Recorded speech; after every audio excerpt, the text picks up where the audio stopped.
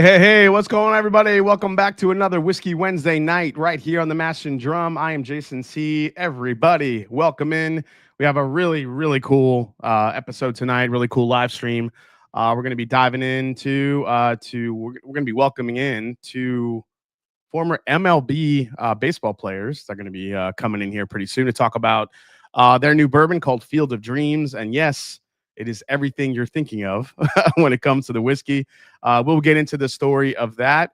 And then later on, we'll be tasting a couple of new bottles that I got, the new Penelope. Finally get into that one.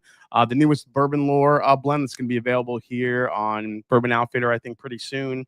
My very first Wild Turkey 101 single barrel we're going to be tasting as well.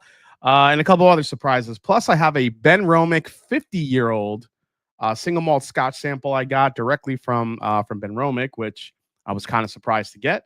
So we'll be tasting a lot of fun stuff later, and maybe even have some, if we have some time later, I may put the new Russell's 10-year LLME to the test against some other maybe higher age stuff to see how it compares. So before we dive in, welcome in our special guest. Let's say hi to some people here in the chat.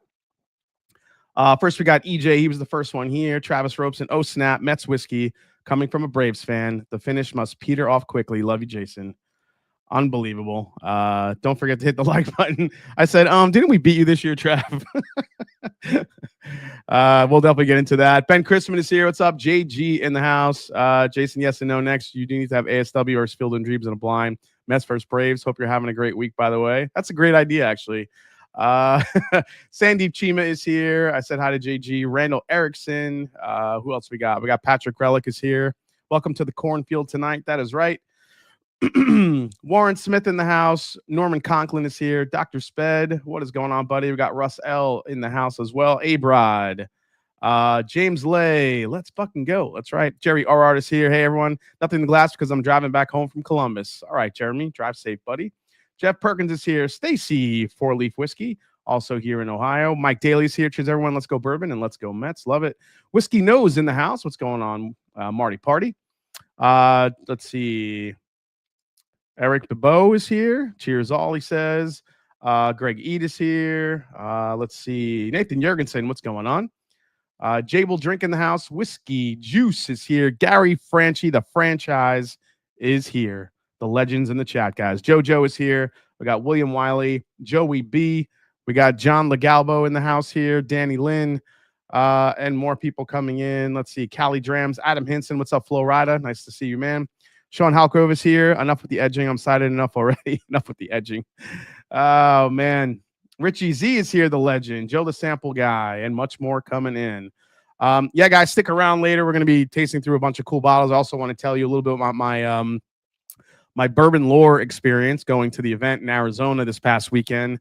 Not to mention my run-in with Michael Jordan. That's right. That happened. And I shit you not. It happened. I'm not going to say I met him, but I will say I had a run-in with him, which was pretty cool. So Saucy Shane is here. What else? Let's see. Sean Ortego and a bunch more people coming in. All right, guys. So basically what we're going to do here tonight. Oh, Top Dog. What's up, man? So what we're going to do here tonight is talk about, oh, wait, I'm sorry before I move on. Black Bourbon family. Say hi to Jason and Brandy. How you doing, guys? Connoisseur Cigar. Eric's in the house as well. Nice to see you. Douglas Poppet also here as well. All right, so let's get into it here. Tonight, we welcome in two very special guests to talk about their new bourbon called Field of Dreams. Now, they have a small batch bourbon and a player series bourbon offering, which we will get into, which brings together really the love of bourbon and the nostalgia of America's pastime, which is baseball.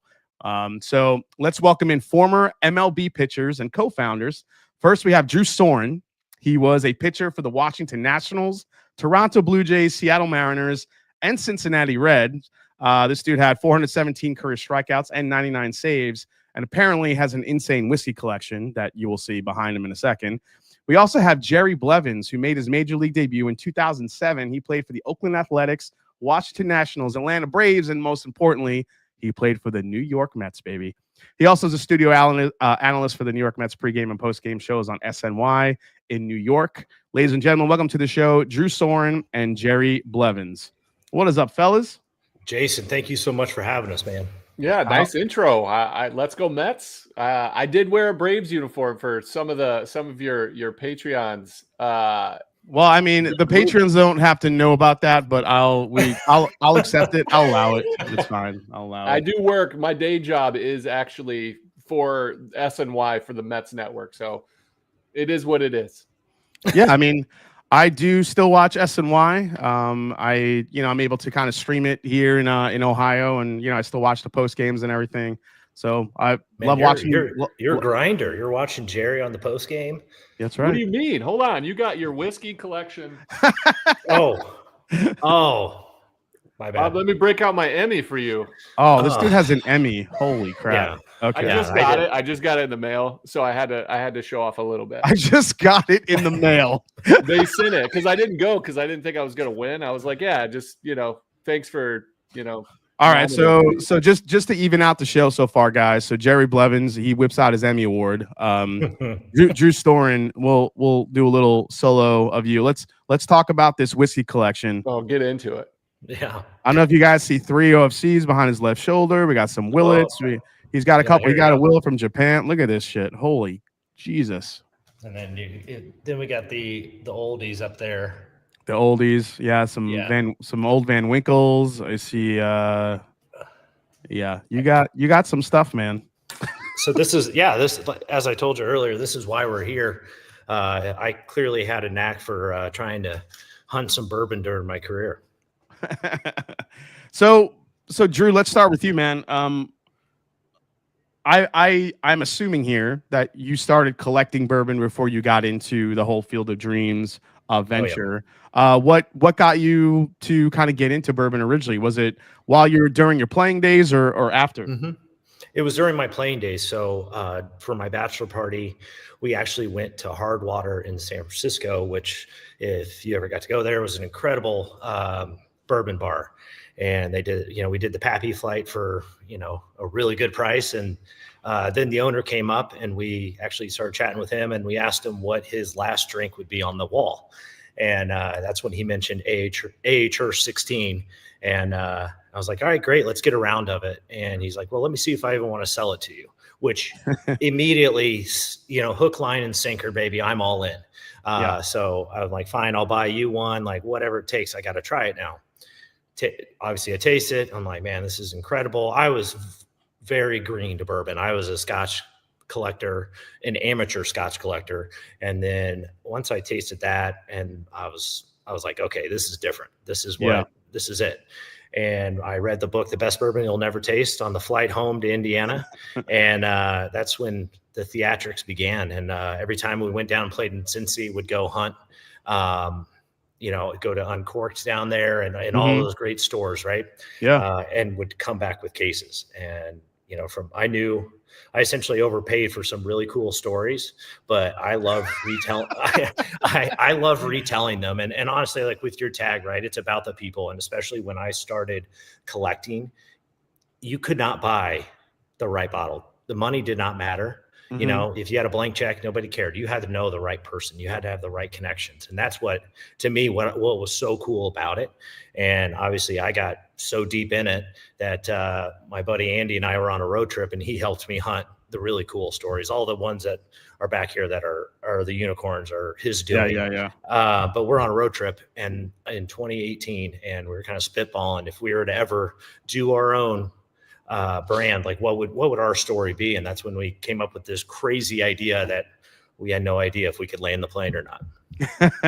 That's awesome, Jerry. Let me get over to you. Coming from your career, kind of just like Drew, did you get into whiskey in your playing days, or was it after, or did you just kind of learn about it through someone? What was kind of your the bug that bit you? So for me, like I will not pretend to be on your guys' level, any of your Patreons. I know what tastes good to me, regardless of price. I know what I enjoy drinking. That's all that matters, man. Correct. And I know what I enjoy. I do love a good story. So, and I also know the smartest people I've ever met in my life know what they don't know. And so when we would go out, so Drew and I were teammates in 2014, and the bullpen guys we're a different group. We're like special teams, you know. We're very a tight-knit group, eat together every night on the road, that kind of thing. Whenever we would go out, Drew, we'd be like, all right, what are we having tonight? Drew. So Drew would be our, you know, our sommelier into the bourbon world. And if we had a good night, maybe a day off the next day, Drew would be able to talk our other founder, Tyler Clippard, one of our teammates there. He would talk him into buying something silly by challenging him. So I would get some of the really rare stuff. But the truth is, once we were done playing, I knew Drew was kind of chasing this dream down of making bourbon from the corn from the field of dreams. And I thought it's pretty far-fetched to be able to, like he said, land that plane. But once I was done playing, we finished at different times in our careers. I didn't know what I was doing. And so I went into the analyst side, TV side, because of course this face, they say it's for radio, but I don't know why they put it on TV. But I went that route, and we have a lot of chances and a lot of teammates that are trying to figure out ball players what to do with their second life, because you're a ball player your whole life, and it's everything you are, because it takes so much to do it, so singularly focused to be at that level. Once they're done, a lot of guys dabble in a million different things and they don't quite figure it out. But right from the jump, Drew had it figured out, and I knew he was chasing this down. And once he got his to a point where he felt comfortable, he wanted to bring people in that he knew would do the work, and also he just wanted to chat with. So every week we have an excuse to get some really cool people together and talk about the business, to bullshit back and forth. It's so much fun. But really for me, it's about doing something that tastes great. For me, it's a high quality product, has a great story. I love the game of baseball, and I meet so many good people through this. And I get to work with, you know, people that I care about, that, you know, once you're done during a season and your teammates are gone, a lot of those guys you never hear from again. Baseball players are notorious for not texting back, kind of thing.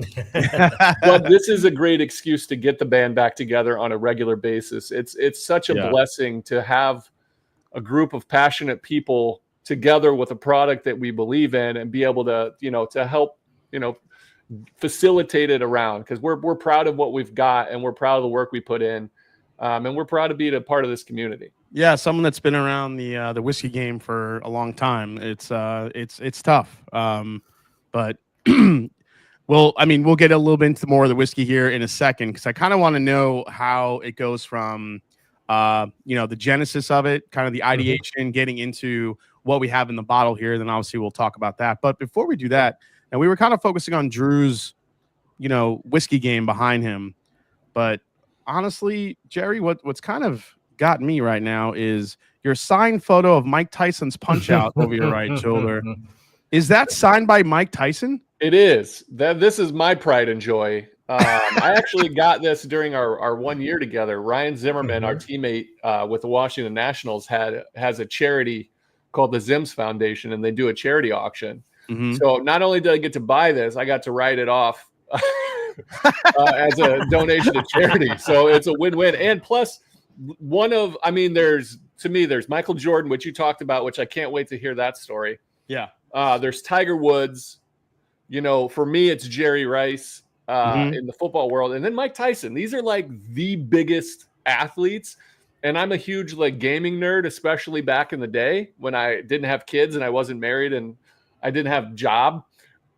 This is one of my favorite games of all time. This is an iconic photo. And to get, one of my favorite athletes, it's my piece, non-baseball stuff that I love. Yeah, dude, I have an emulator on my computer. I still play Mike Tyson's Punch Out. It's so good. It's so hard. It's a skill-based game. My 6-year-old son, the timing, got to know when to throw the punch. It's everything. My 6-year-old son dropped the remote.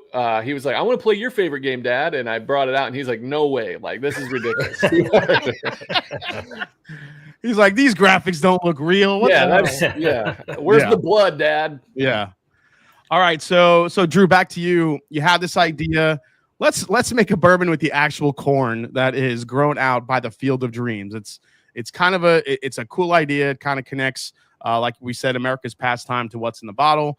How did you even make this happen? Because I feel like if you're growing corn in that area and they build a field around it, it's like, are you even allowed to touch it? Is it a national treasure? One of the greatest films ever, one of the greatest baseball films ever made was there. I mean, how did that even work? Right. I mean, it was such a wild idea. It was one of those things that, like I said, I played for a couple more years after, and there were many nights of one of these where, bro, what do you think about this? And like, there was nobody that ever kind of gave me the kill switch of going, here's why it wouldn't work, other than the obvious of how do you get the corn?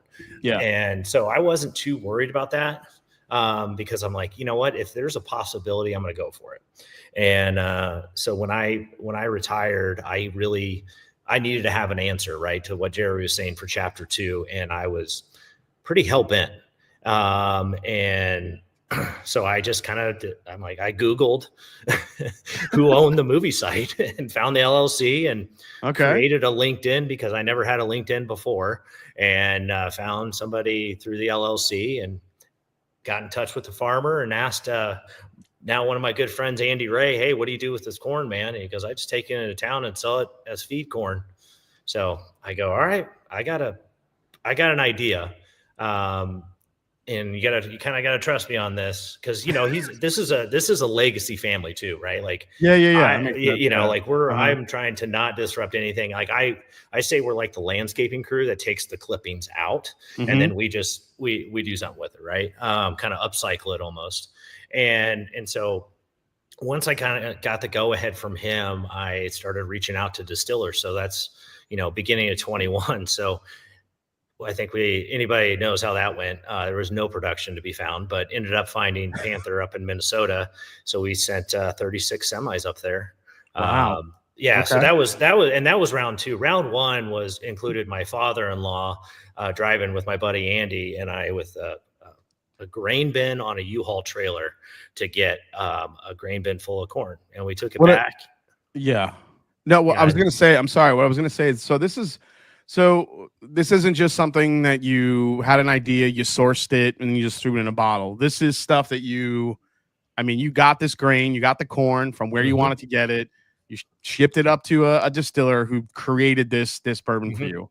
Yeah. Okay. Well, yeah, that's a much more interesting story than just sourcing something and throwing it in a bottle. Which and that's it's funny. I had an event the other last weekend in Baltimore, and the guy goes, "Oh, Field of Dreams, nice name. You used to play baseball. I get it." And I'm like, "Yeah." And I go, "It's actually, from the movie site." And he goes, "Good one." And I'm like, "No, like that's it." And that I always say, like on our bottle, we have the little AR on there. And so that's the little symbol for Ray Farms. And I say that's like our certificate of authenticity. So that because I've had people go, I'm from Dyersville, there's no way. I'm like, well, then the Rays. And so this is where we get it. And like I said, man, I respect that movie. I respect baseball, and I respect bourbon far too much to, be full of shit on this. Yeah, there it is, guys. That's the logo that's on there for the farm, AR. And then there's a beautiful bottle there, the old bottle cam, Field of Dreams. So we'll get into this here in a little bit. I've been waiting to open this because I know there's something special under the cap, which we'll talk about, which is a really cool little detail of the whiskey as well. You guys, both of you have a unique tie to Ohio. What's kind of your Ohio baseball tie together? Yeah, so mine is much less than Jerry's, but I obviously grew up a big Reds fan, and so for me to be able, last pitch I threw in the big leagues was for the Reds, so that's for me was a really cool thing. And on top of that, I got to throw to my high school catcher when I was pitching for the Reds. So that's awesome. Yeah, so like for me, it was kind of a full circle thing. I think I was Chris Sabo like twice as a kid for Halloween. So that's. I've always, I'm over here in Indiana, so we're in the Bermuda Triangle of fan bases, and so I was always a Reds guy. What about you, Jerry? For me, I was born in Tennessee, but moved when I was 4, and I've been an Ohioan ever since. I've had the pleasure with baseball to live all the way around this country, from the Bay Area to New York City. Small town kid from Northwest Ohio, living in, playing in Queens, which is your old stomping grounds too. That's right. But man, I love Ohio. My nephew right now is playing high school football right around the corner, and he's in the playoffs. And being back home, my family's from here, my wife's family's from here. We get to be around, because during baseball, as Drew can attest, you neglect every single relationship you have, your family, your friends, people. Like, it takes so much. You can't just, take a day off, sick day. That doesn't exist during baseball season. So once I was done, I knew that I wanted to be around my family, because these are the people that stick by you no matter what. And so Ohio was always it for me. I also was a Dayton Flyer in college. So I didn't grow up a Reds fan. I actually grew up an Oakland A's fan, because my older brother is a diehard Reds fan. And he's 4 years older than me. Beat me up all the time as a kid. In 1990, when I was 7, the World Series was going on, and he was mean to me one day, and they're playing the Reds. And I was like, I'll take that other team, the one with the fun uniforms and the muscles and the mustache. Of course, like everything, my brother beat me, because he beats me up like he did. They got swept. The A's got swept, but I fell in love with the A's. Ken Griffey Jr., my favorite player of all time, is ties to Ohio as well. But I'm a Buckeye through and through, my friend. Yeah, that's awesome, man. Really cool connection to Ohio. So let's get into the bourbon here. I do want to talk about what's in the bottle. So we do know that the mash bill here, we do have a mash bill. So the mash is 85 corn, 12 wheat, and 3% rye for the small batch. Now you do have the Player Series, which I believe is sold out for the year, correct? Yes. Okay, Yeah, that's a 73 corn, 22 wheat, and a 5% rye. Yep. And you said, majority of the corn is from that Field of Dreams distillate, correct? Yes. Yep. Okay. So a lot of this too, and I did mention before, everything that we do from the bottle standpoint, obviously we're paying homage to baseball, but also paying homage to something in my bourbon collection. So the reason we have the blue wax top on the Player Series, our first release, is because of the original AHR 16. And then the hand number on the back is a nod to those Willets that I showed you. And then from a taste profile, I kind of tried to knock off Four Roses 125. Probably one of my second. It's on my Mount Rushmore. 125th anniversary? Yeah. Oh, dude, that is one of the greatest Four Roses LEs of all time. Yeah. So right there in 2013, I can't tell you how many of those bottles I've had and dispensed of. It is it's a great drink, and the corn to me scares you and then lets you off the hook, and then opens up into a completely different animal with a couple drops, right? And so that was something that is a fun drinking experience. So that's something that I kind of try to aim for on both of these. But the small batch is a higher corn, so it's a lot sweeter. And plays at 99 proof, which is that because of your strikeout total? My save total, yes. I'm sorry, save total, save total, yeah. So that is something that, again, my buddy Andy likes to hold over my head, is that I never got to 100 saves. So I decided to make it funny and lean into it. That's awesome. All right, so I'm gonna crack this open here. I'm gonna get this poured. We'll talk through it, taste a little bit. So there's something. Can I talk to you about the topper while you're doing that? Yeah, because I want to get into this. So go ahead. Yeah. So I wanted to talk about what we wanted to create an experience, something related to baseball. So with the small batch, we wanted to do it like ripping a pack of cards. So we did a small number of licenses with ex-ball players, and every bottle you get, you take it home, and when you open it, you get a topper with a different player on it, or a special player, special edition. So who'd you get there? Who do you have? Johnny Bench. You've got, there you go. You've got Johnny Bench. Yeah. So we have licensee rights because we're both members of the Alumni Association. We have a good relationship with those guys. So with Johnny Bench, obviously I don't even know if it's arguably, he's the best catcher to ever exist. So we have a fun story that goes along with it, but it's fun. We've created another nod to the game of baseball that we love so much in creating the toppers and making it like a pack of cards. This is really cool, man. I opening that up and seeing. So, how many different types of players are on the bottles throughout? So we have 20 and counting. So we're adding Hall of Famers or Hall of Fame type stories. So Okay. obviously you got Johnny Bench. I have Chipper on the one here, but we also you could keep Chipper.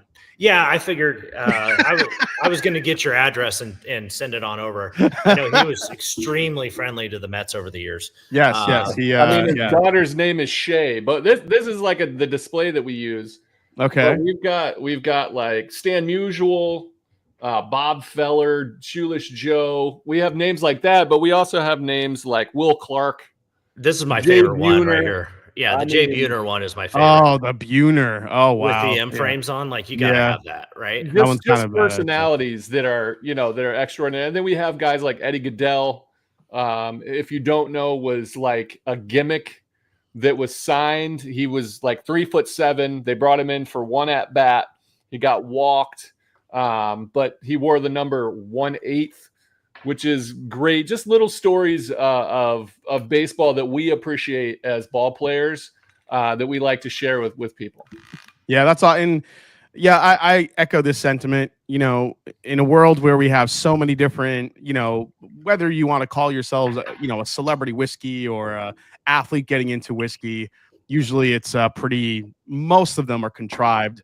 I do like the story here. I do feel like there's an authenticity to it. You kind of feel the love of the product that you guys have here. Love the fact that it's 99 proof. That's a nice proof point, especially for, whiskey enthusiasts and also maybe people that are just kind of, whiskey curious. I think, especially if they just love baseball, like it's a good proof point. It's not too light where it's, kind of boring, but it also has a little bit of punch there. Like Drew Storen's arm, I guess. Drew would love that so much to be 100 proof. Yeah, he would. Yeah. Oh, this still goes. Right. It still goes. We actually made the Player Series 93 to make it max like approachability, so that we could get baseball fans, aware of the concept and like, hey, look, just trust us on this. With the Player Series, we're actually going to change it next year. We're going to change it to be a yearly kind of release where it's going to be a different proof. And so then, kind of playing off the High West acts almost on that. And what's the oh man, Nathan, that's just wrong. The Billy Buckner bottle. That's strong. That's wow. Okay, Nathan, you win the night, buddy. What's the price point on name on our list of future releases? Yeah, that's strong. What's the price point on this one? So $49.99 is SRP. So that is one that obviously with our Player Series, it's one bottle for every guy in Major League history. So we're only constrained to about adding 250 bottles a year to that. And when you're at, it's a 23,000 bottle release, you're at a quarter of a Pappy run. So this small batch is our daily that, we can make as much of it as we can. But with the idea that, we're kind of playing the advanced Blanton's card. I always say that you can only spell Blanton's one way.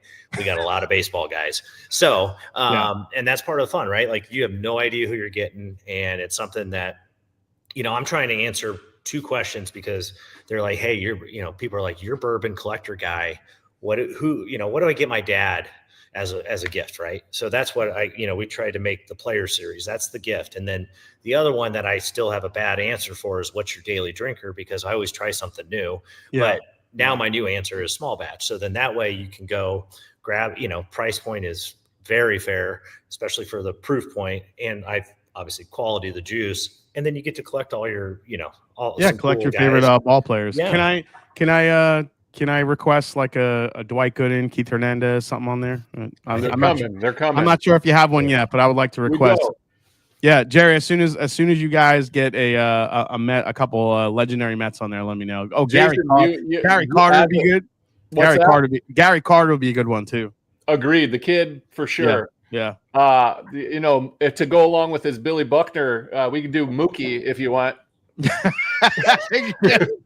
Yeah, I could get a Mookie. Just make sure that when you pour it out of the glass, it's a dribbler. You know what I'm saying?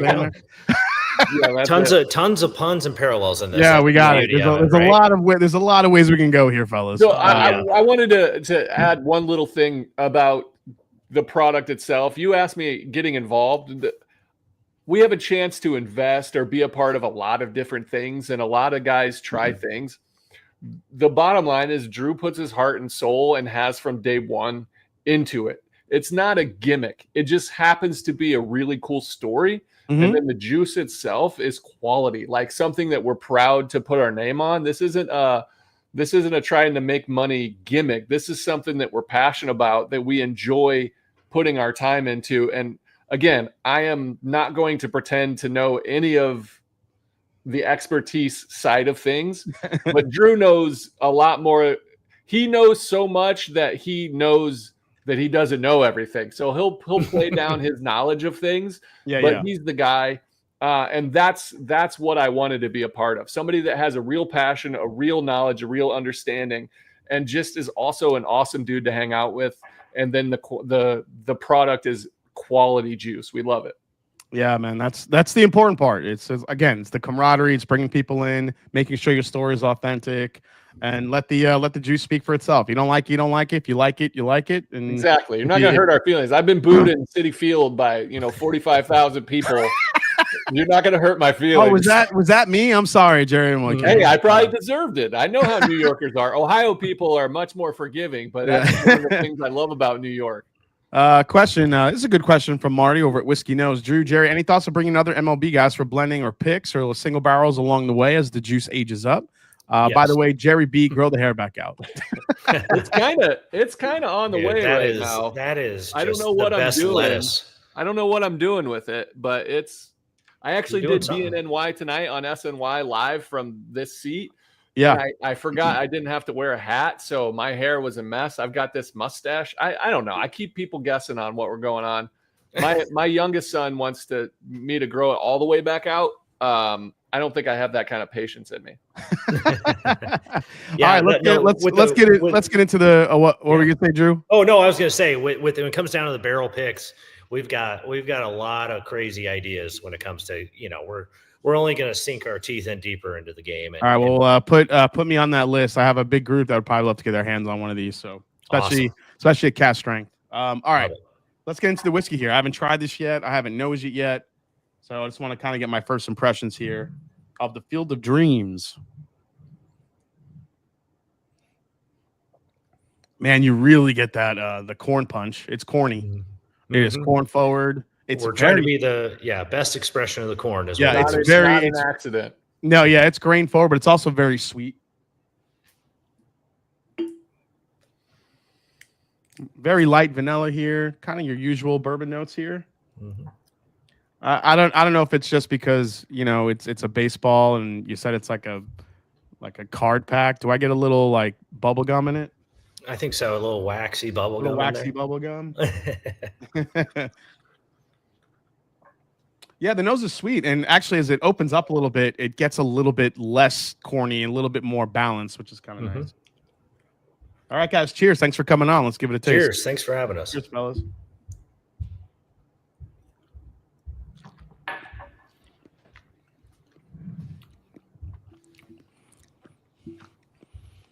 I'll tell you what, I was nervous coming off the nose because it was pretty corn forward at first, but the palate definitely makes up for it. That's a nice, sweet 99 proof bourbon. It actually has a good spice for 99 proof and such a high corn content. You get a little bit of the weediness in there too from the mash bill. That's good. Thank you. Yeah, I wanted to, essentially, have the corn be the firework there and have the wheat land the plane and then have the rye kind of sink the hook there. Yeah, what Drew said. Is there do you guys have an age statement on this or not yet? No, not yet. We're almost there. Almost there. Okay.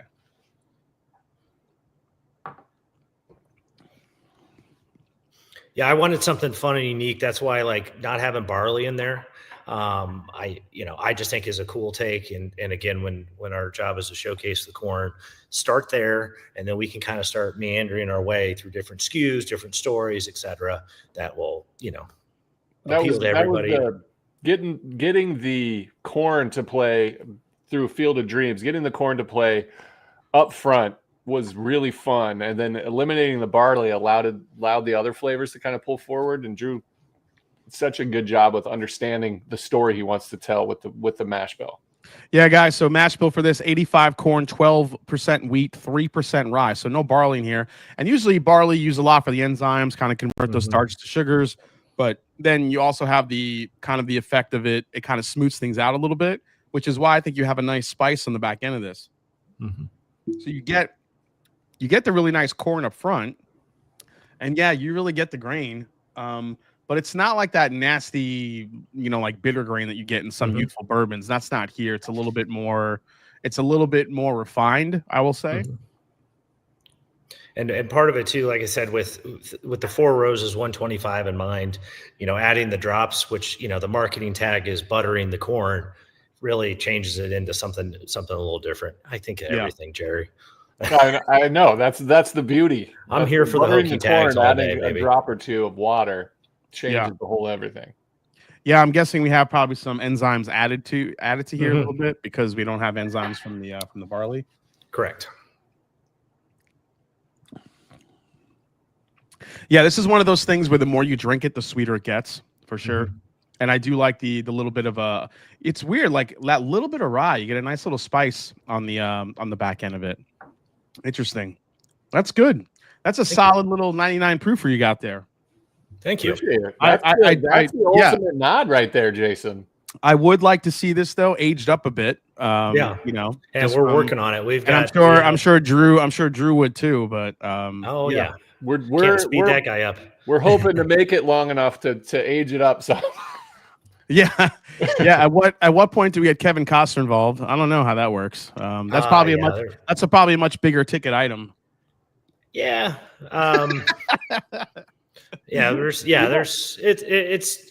We've gone down that path a little bit, but yeah.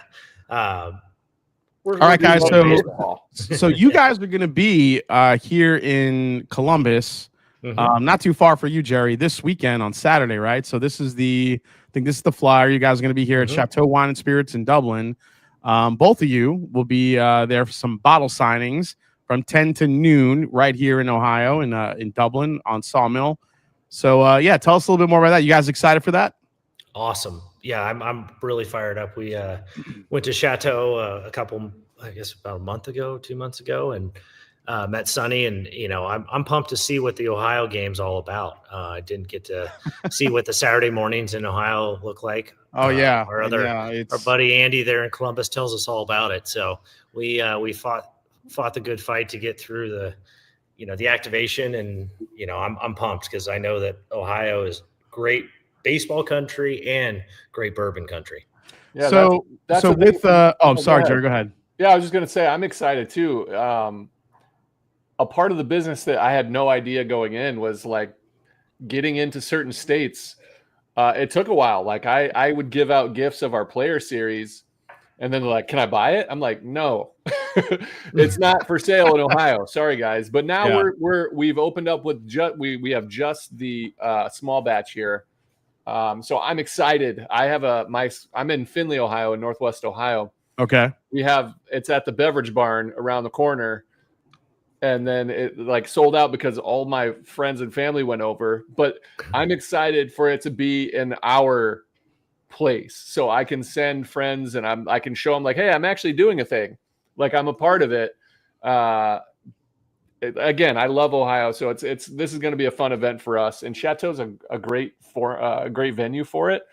And Sonny was awesome. So yeah, Sonny's a good dude. I like talking to him a lot. He's always just like, he always like new bottles come in and he's like, what is this bottle? I don't even know what this is. I'm like, let me tell you about it. So he's a good guy from that standpoint.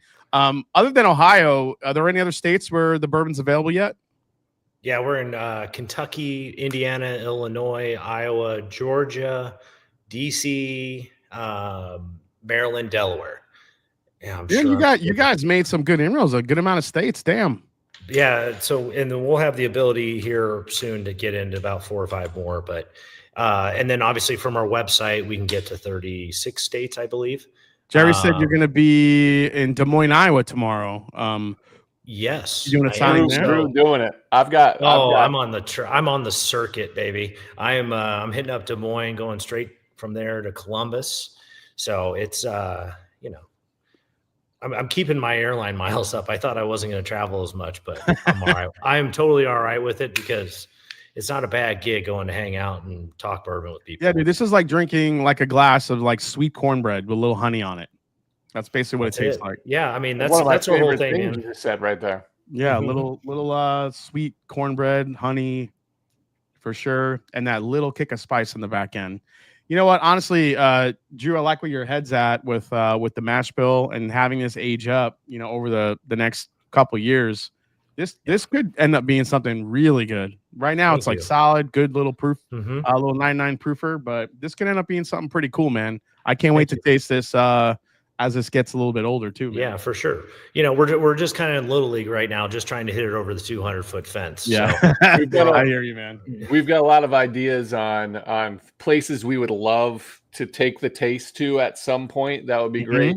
For those Braves fans, we do have our player series in the bar at Truist Park. One of my goals is to be at every ballpark. I think that's just, part of what I would love to see. We're on our way. We've got goals. We've got work to do, and we enjoy doing it. So thank you for having us on, man. Yeah, no, this is great to learn more about the brand and see the passion that you guys have, and I can't wait to see where this brand goes. Good question from Nathan Jurgensen. Do the baseball corn ghosts impact the flavor, you think, a bit? Oh, yeah. You have no idea. Sure. That's that goes without saying. That's what I mean. That's why, that's the honey. This has to be like the bottle of choice, though, at the Field of Dreams ballpark by now, doesn't it? Or not yet? You guys trying? Well, they're building it currently, so that's Okay, cool. I feel like it should be, right? Yeah. If you in the player series, if you are subtle and you put a drop of water in, you can actually taste Moonlight Graham's tears because he can't play baseball again. Oh, man. See, that's a new tasting note that I hadn't heard. Haven't heard that one yet. That's amazing. All right. I'm going to save that for tomorrow, Jerry. Thank there you go. Take it. Yeah, a couple of fun questions here from some of the viewers that I was getting early on. So question for each of you. Everybody, usually you see some interviewers with different from different pitchers, and even different batters. Usually they'll ask the batters, what's the one pitcher you hated to face? As pitchers, what was the worst batter you hated to face? Was there anybody in particular? Go ahead, Jerry. You feel like you got one lined up. Okay, who do you got? The biggest part of my career, the first part, I was in Oakland A, playing Ichiro in the West when he was with the Mariners. He was impossible to get out because even when you got him to like roll over to the second baseman, he would beat it out, and then he would smile at you as he's running down the first baseline because he did it on purpose. Like, this guy was such a freak on being able to get the bat to the ball and manipulate it. He's truly a Hall of Famer and actually one of the best human beings you could run into. Awesome dude. The second part of my career, this is probably the time you booed me, or one of the many times, is Freddie Freeman is the other guy. Oh, Freddie Freeman, yeah. Dude, he's another guaranteed to be a Hall of Famer. Part of what I do, I never threw 100. I didn't have amazing stuff. Like, Drew's got 99 career saves. I had 7. Like, I'm a different level. I had to play a little bit of chess while these guys are playing checkers. But Freddie Freeman's swing was so weird. The way his bat came through, I could never tell if he was like ahead of it, because most guys, I'd be like, all right, that was a fastball. He's late. He's looking for a breaking ball. And then I can play to that.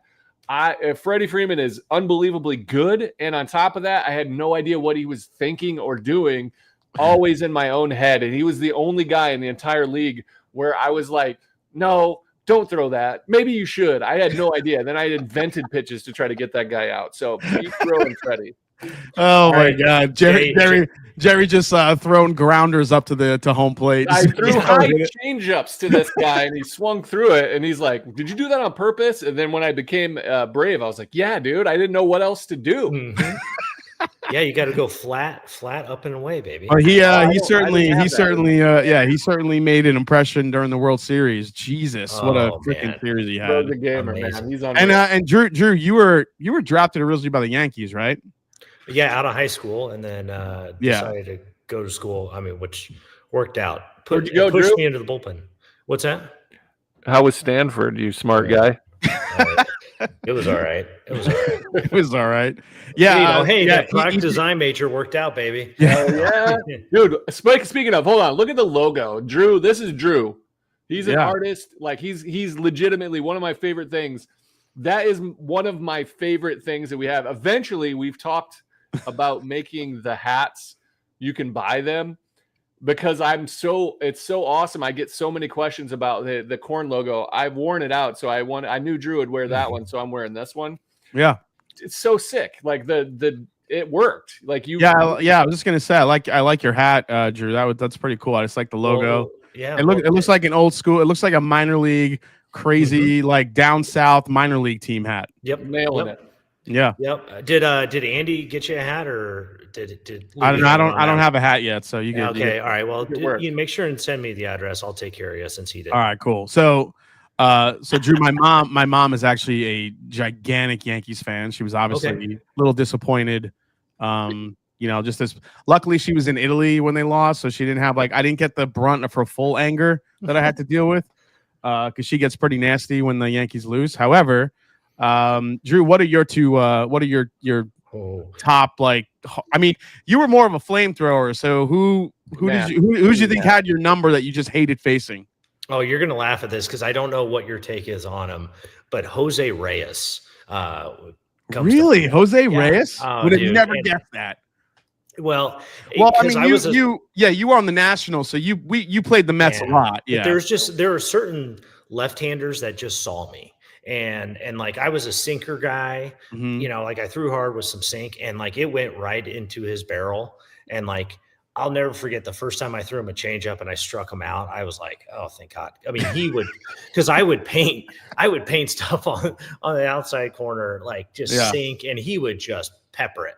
And him and Pablo Sandoval, which I mean, I could have thrown the pitch left-handed at the on deck circle, and the guy would have crushed it. The panda swings the panda swings at everything, and kind of what I know Jerry said that I was probably playing checkers. In my head, I played too much chess. So I against Sandoval for sure. Yeah. Yeah. And I'm like, dude, I'm gonna throw the rosin bag. Maybe we'll see what happens. Dude, it just made no sense. But it's always the randos.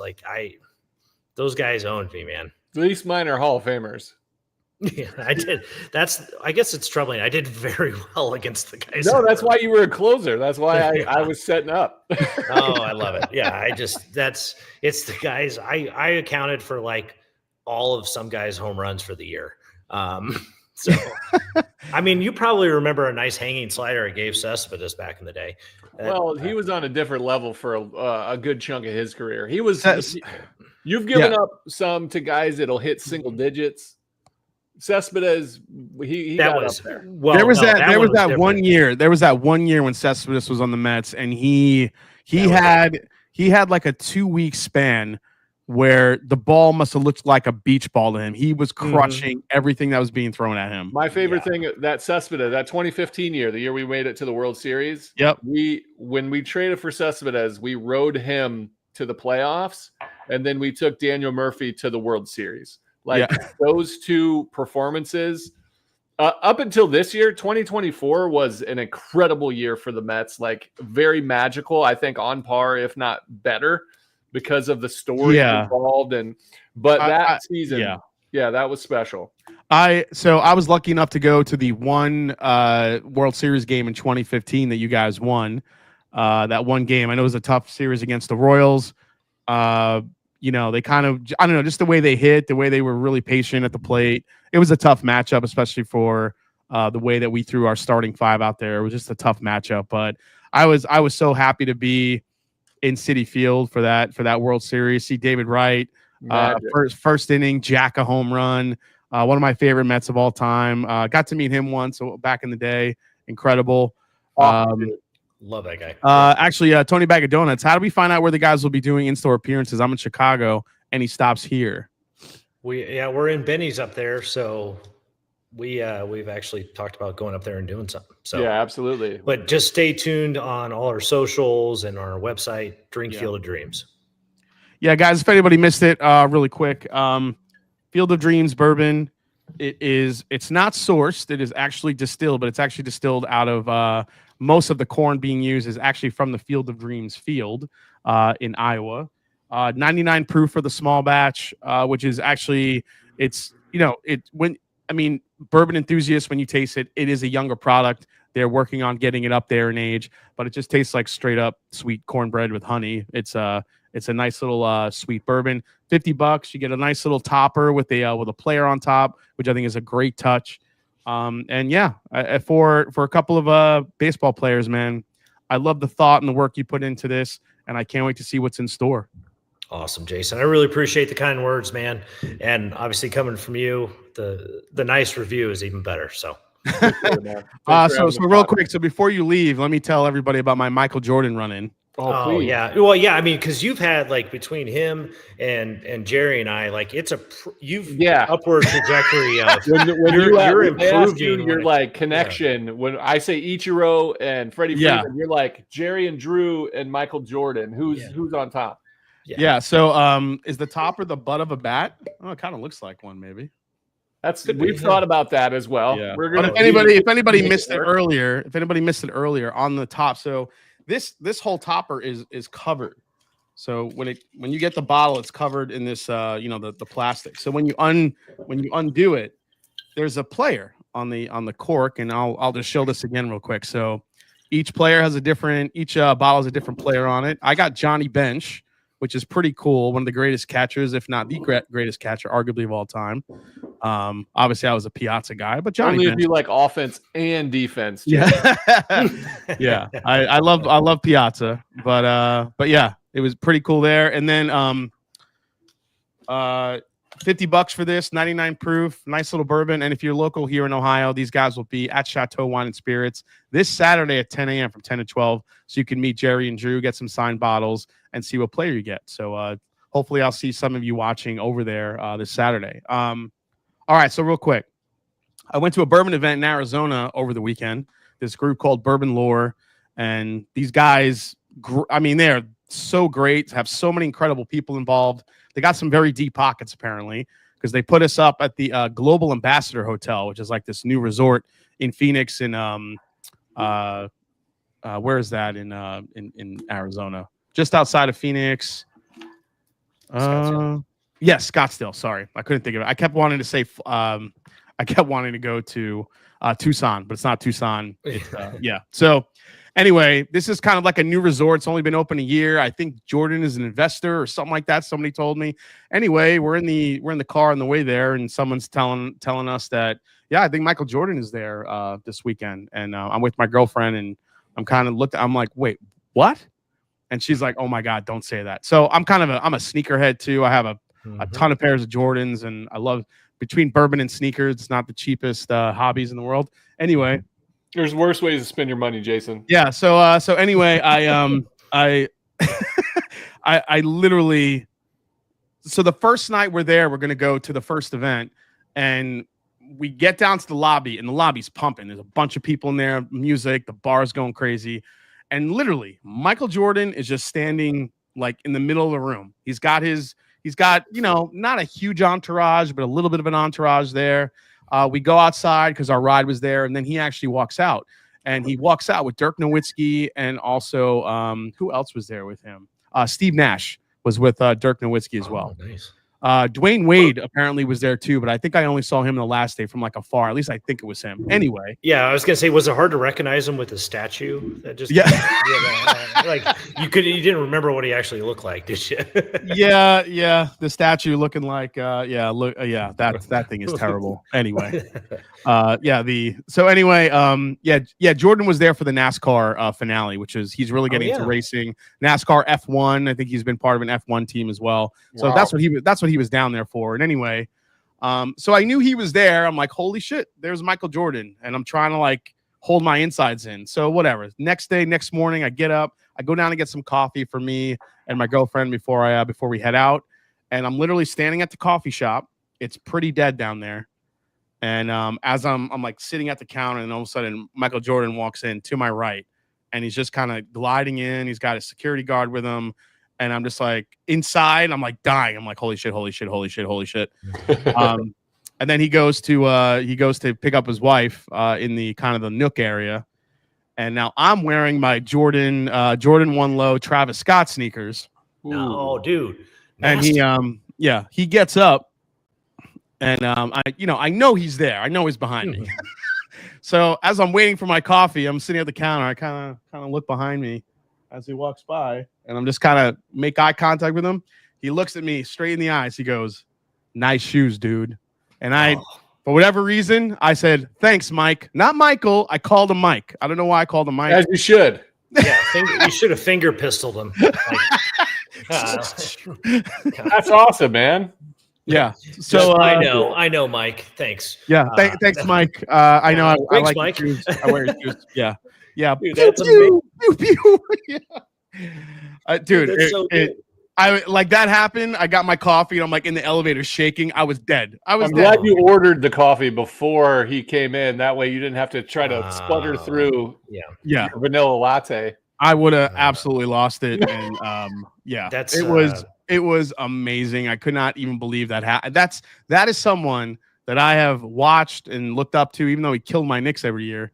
That I watched and looked up to just for the way he played basketball and obviously the shoes and everything. I thought I would never ever get a chance to meet that dude. That's amazing. And wait, so are you still a diehard Knicks fan? So the Pacers back in the 90s thing. Pacers in the 90s. They always killed the Knicks. The Bulls obviously always killed the Knicks. Yep. Oh yeah. The Knicks. The Knicks made it. The Knicks made it to the finals that one year when Michael was playing baseball. Yeah. And lost to the Rockets, unfortunately, to a great Rockets team. But I still follow the Knicks. Had a really good sports year this last year. The Mets made their magical run. To your point, Jerry, that was something very unexpected. I think most Met fans just thought it was such a magical run. It was great to see Alonso, actually come through. It was great to see. It was just great to see the whole team just kind of come together and just kind of ride that magic carpet. What Lindor did was just incredible as well. He's still the MVP, by the way. I really hope he wins MVP. The guy played offense. Yeah, he's not going to. They're going to give it to Ohtani. To me, he deserves it. Playing shortstop at that level, the fact that he wasn't a Gold Glove finalist again is a joke. But Lindor, the way he carried himself, I don't want to keep going on, but I made my debut in 2007, and I got to the Mets in 2015. Mm-hmm. And I heard, the captain, he had a C on his, the captaincy. I thought it was a joke until I realized what type of human being and ball player David Wright is. Yeah. To where, I never thought a captain was a real thing until I met David Wright. Francisco Lindor this year showed me if he has another year like he did, not just statistics-wise, but leadership-wise, he could be the next captain of the New York Mets. Yeah, I think when he hit that grand slam to kind of bring us into the National League Championship Series, and he went around the bases like it was no big deal. That's 161 homer too, man. That's what I knew he was. I mean, this guy's Braves fans, but I mean, you guys made the playoffs anyway. I'm like, this guy's locked in, man. Let's ride this. Let's see where it goes. Dude. So fun to watch him play and watch the maturity of him coming into his own. It's awesome. It's gonna be fun guys with the Mets too. Yeah. Well, Jerry, Drew, thanks so much for joining us tonight. Really excited about your bourbon, what you guys are working on. I cannot wait to see where it goes in the future. Guys, check out fieldofdreams.com. Or is it fieldofdreamswhiskey.com? No, drinkfieldofdreams.com. Oh, drinkfieldofdreams.com. Sorry. Yep. Drinkfieldofdreams. We're not that good at domain names to get fieldofdreams.com. Drinkfieldofdreams.com. If you guys want to learn more about the mash bill and the whiskey and some of the other stuff that they got going on. And if you guys are going to be around here in Dublin at Chateau Wine and Spirits on Saturday, you can meet Jerry and Drew. I'm definitely thinking about. I'll definitely try to stop by, say hi to you guys. Come say hi. Come. We are approachable. We are not Michael Jordan, where you're going to get, the jitters. You can come have a conversation with us. I promise. All right, guys. Well, thanks so much for being here. We'll be in touch, and cheers. And thanks for bringing this great bourbon to us. Take care, guys. Jay, thank you so much, man. Appreciate you. Cheers. Appreciate you guys. Cheers.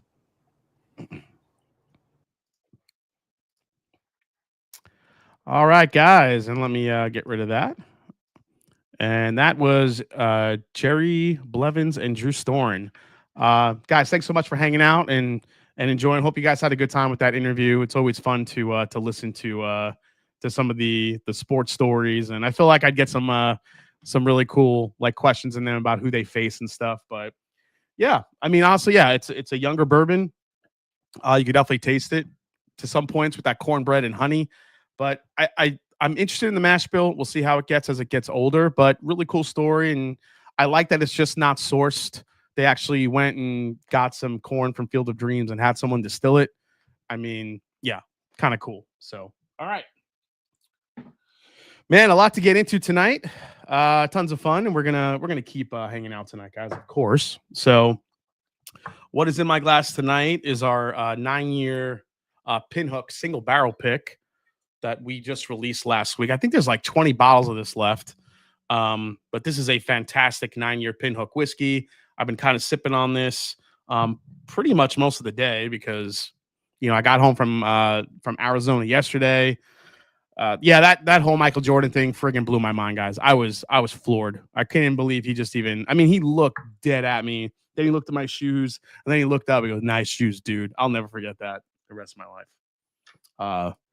Kim and I, we went on a hot air balloon ride, and this happened before the hot air balloon ride, and I'm like, "Babe, cancel the hot air balloon ride. I'm high. I'm riding high enough right now. Let's go."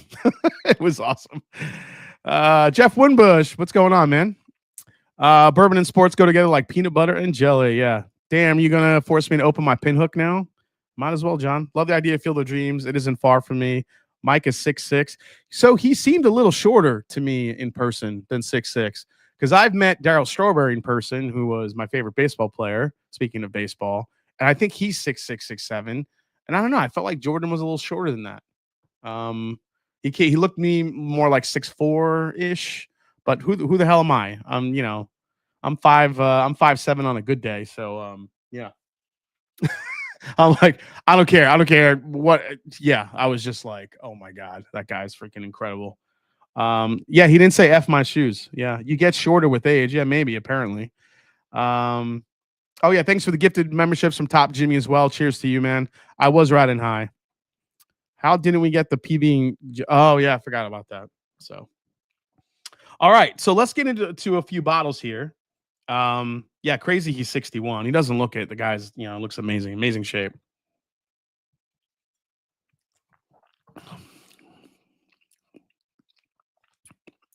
This Pinhook is ridiculous.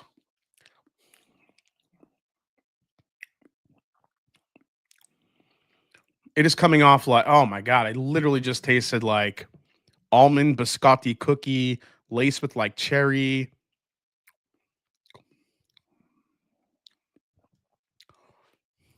Wow. That thing is rich. What's up, Keegan? What's up, Jason? See you at Driftless Friday. Says, no, I'm not going to the pick on Friday, Keegan. So you guys have fun. Pick some fun barrels on my behalf. I cannot make it up there Friday, apparently. Yeah. So this Pinhook is a single barrel pick that we did in the Mash and Journey Whiskey Club. And we have like 20 bottles left, I think, something like that.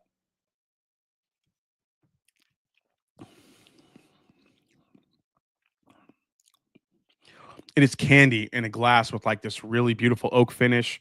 I keep going back to it. Sometimes like these really rich, like bright fruit notes, like almost like a pineapple upside down cake, note pops up. It's crazy. It's an older school MGP type of experience than what you get here. There is some orange on the finish, but not as much as some of the other MGP stuff. So yeah, man, it's really cool. Hey, what's up, Brian Stahl? Nice to see you, man. Picked up the Buckner's 10-year tonight. A little pricey, but I have most bottles. These guys are so down to earth. Love it. That's right, Whiskey Habit. They were. You're not on the next round of donuts, says Max. Well, these guys are going to pick barrels and then send them over to me, and I think we'll make some final decisions based on what selections they feel are the best, and then we'll select our 2 donuts. Truman's still waiting for the pinhook to ship. Yeah, it might be a little bit. Yeah, Max, unfortunately, it's a quick turnaround with the trip back from Phoenix and then getting into getting back home just late last night. I couldn't turn around and then head up back to Wisconsin for work with work on the line, so just couldn't do it. Jason, what's the story in the pinhook? Are they an NDP? I only know if they're vertical series. Yeah, so pinhook generally just, they source from MGP. They're vertical series. They kind of do, the age going up each time. But they recently started doing single barrel picks, and these 9-year barrels were being talked about early this year on how good they were, and we were lucky enough to snag one. So Brad Tanica says, you are so right about the Camp Nelson B. So yeah, so I reviewed Camp Nelson B. I dropped that review yesterday Monday, 2 days ago, forgetting what freaking day it is. And yeah, there's no way for me to kind of defend that bourbon as much as a turkey lover as I am. Now, listen, I understand the whole single rick house. You kind of taste things from different rick houses, see what the terroir does, see what the different parts of the warehouse does. I get all that part. But again, this goes to my point last week when I went on a little bit of a rant saying that producers need to make sure that their special releases are better, not even just as good as. They have to be better than your standard releases. And I think it's a lot harder for bigger brands because they have so much quality whiskey that's out there, like a Wild Turkey, like a Heaven Hill, like a Buffalo Trace, Four Roses, take your pick. Because their shelfers are so good that when you bring out, and so well priced for the most part, when you bring out a limited release, it's got to crush whatever you have on the shelf.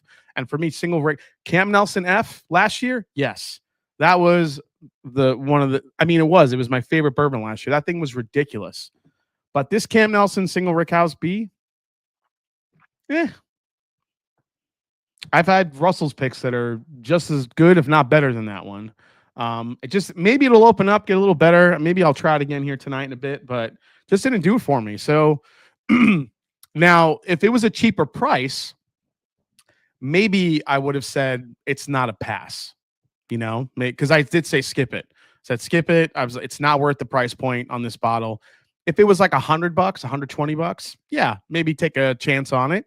It's got great flavors, but that is not a $300 bourbon. And that's basically why I said pass on it, because you're not going to make an impression on me at that price point with what you got. And yes, it's a criticism on some level, but it's also a testament to how good their single barrels are. So what you going to do? What you going to do? What is the MSRP on those now? The Russell single rick houses are $300. Yeah, Brad Tanica, I think I did try it last week with the Russell's 15. It wasn't even close. So I agree with you there. Let's see. Hope you revisit that CNB later in the year. Yeah, I think I will. Let it get a little airtime. Maybe it opens up, gets a little bit sweeter. We'll see. Jay will drink. Jason, I know you did the review on the Penelope Founders bottle lineup. Have you had the other estate bottle, the 9 and 10 year? So thoughts? Well, we're going to crack one of those open right now. I know I'm coming off the pinhook.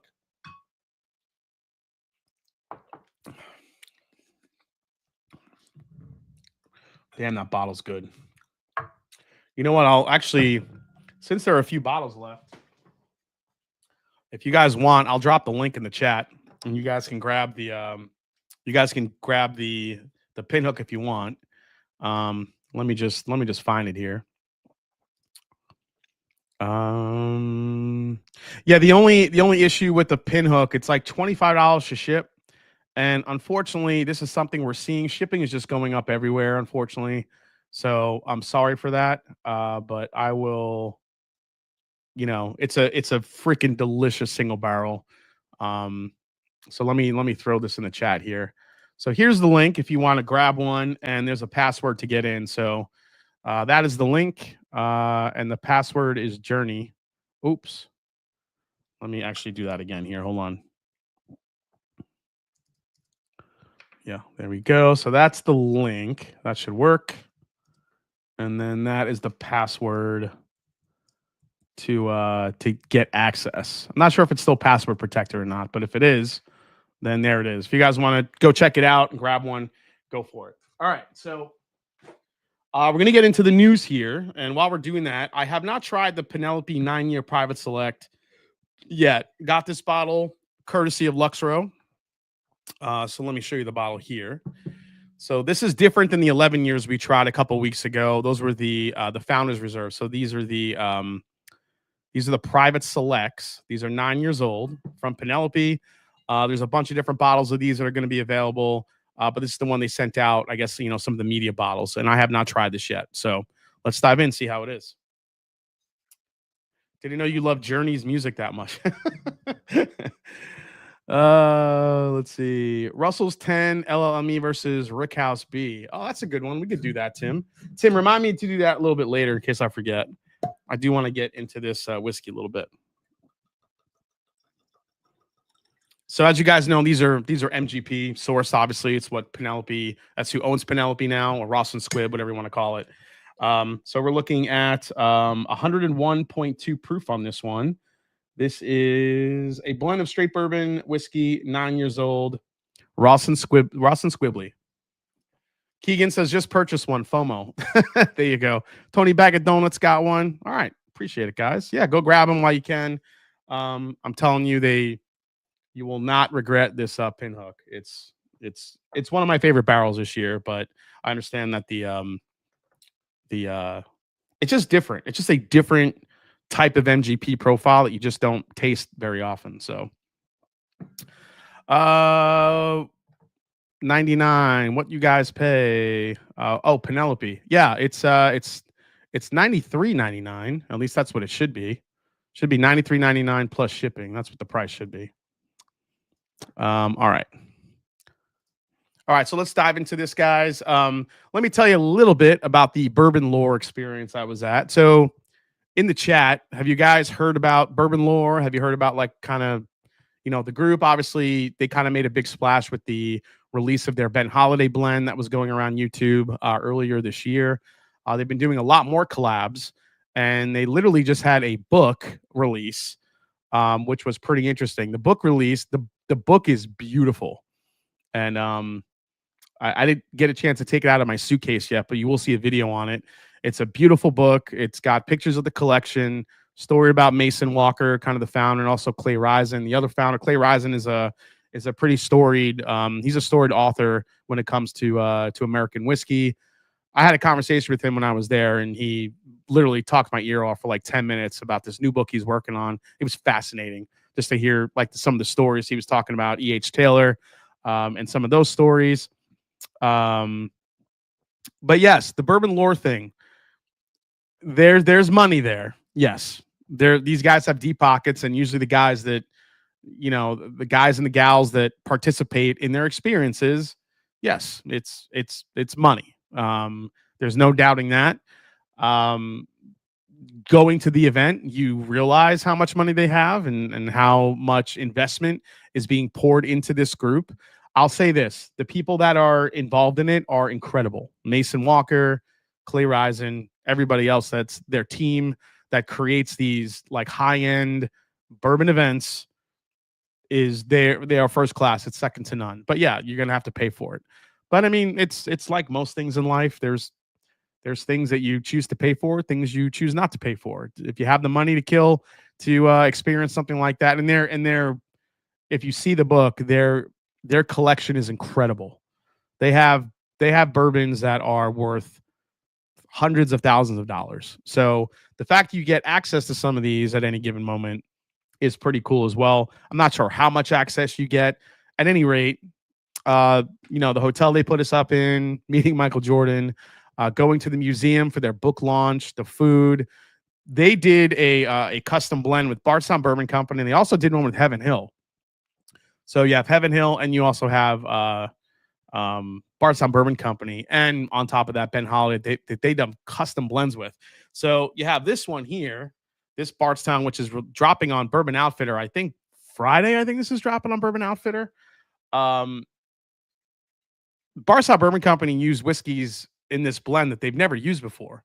So it's not like Bourbon Lore. I mean, Bourbon Lore has a good pull, I guess, to kind of request some of this stuff. I got to hang out with Mark, the CEO of Bardstown Bourbon Company, as well as Danny Bardstown, Danny Master Blender over there at Bardstown Bourbon Company. They were at the event. Joe Magliocco, I got to meet. Joe Magliocco from Michter's. Oh, by the way, do you guys remember last year, or was it this year? Last year, when I had Dan McKee on from Michter's, and I was trying to get him to tell me exactly how old the 10-year whiskey was in Michter's, because what we were guessing, like 13, 14. Joe Magliocco told me flat out, because I told him the story. I'm like, Joe, I had Dan McKee on, and I kept saying, I think there's some pretty old whiskey in this 10-year for 2023. And I'm like, no matter what I did, he wouldn't tell me. He goes, oh, it's 14 and a half years old. I was like, wait, what? He goes, yeah, 14 and a half year old whiskey was in the 10-year from 2023. I was like, there you go. There you go. So yeah. Oh, yeah. Chad and Sarah was there as well. So Chad and Sarah was there. Got to hang out with them a little bit. And yeah, they had live music at the end, some country music artists. I mean, it was insane. It was insane. But again, really nice people. I couldn't pay the prices to go out there and do some of these events, but they're really, hell bent on making their mark in the whiskey community and doing what they can to just bring these crazy experiences to people, so we'll see how it goes. But as far as food and everything else, they really took care of us, and it was a pretty cool experience. So, all right. Did they have any Blantons? Asking for a friend. I didn't see one bottle of Blantons on the table. They had so some of the highlights of the tasting was Evan Williams 23 from the 1990s, I believe. They had a bunch of Turkey Dusties, Wild Turkey Freedom, a couple Pappies made it out, but whatever, skip those. Weller 107 Antique, the Antique 107 gold vein bottle. An old Grandad 114. I mean, there were some really, really cool bottles that were there. They had a Willet bottle there was a Japanese bottle. It was called Old Rob. And basically it meant old, rare old bourbon or something like that. I'm like, what the hell is that from? And apparently that was sourced from Heaven Hill. It was pre-fire Heaven Hill, made for the Japanese market. So they had one of those bottles, and we crushed that bottle. That bottle was gone in an hour. So we're just some really cool bottles and really cool bottle shares, and kind of sitting with Dan Calloway and Mark from Bardstown, just hanging out, talking whiskey. Justin, one of the Justins from Justin's House of Bourbon was there too, just hanging out, obviously, to sell their bottles. So yeah, it was pretty cool. Rob D says you're welcome. Bardstown Blitz. Yeah, I like Bardstown Blitz too. Bardstown Blitz was not too shabby either. Thank you so much, JG. Appreciate that. MJ's NASCAR team made top 4 this year. They've been improving. He just continues to do the hardest things to do, says Whiskey Habit. That's why he's the GOAT, man. All right, let's try this Penelope 9-year.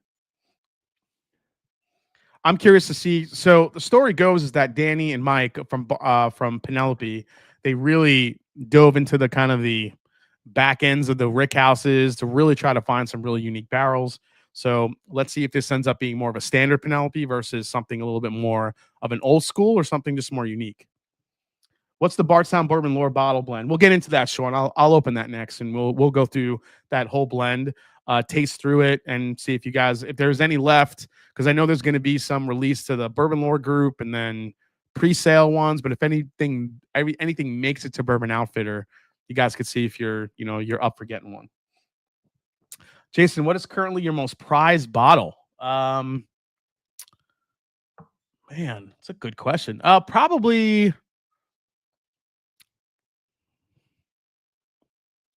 Man, my most prized bottle. What would it be?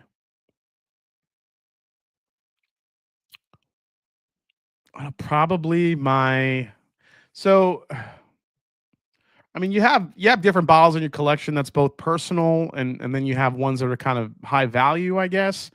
I think for me, when it comes to value, I have a bunch of pre-fire Heaven Hills that I love. Pre-fire Heaven Hill and Old Turkey bottles are probably my favorites that I have.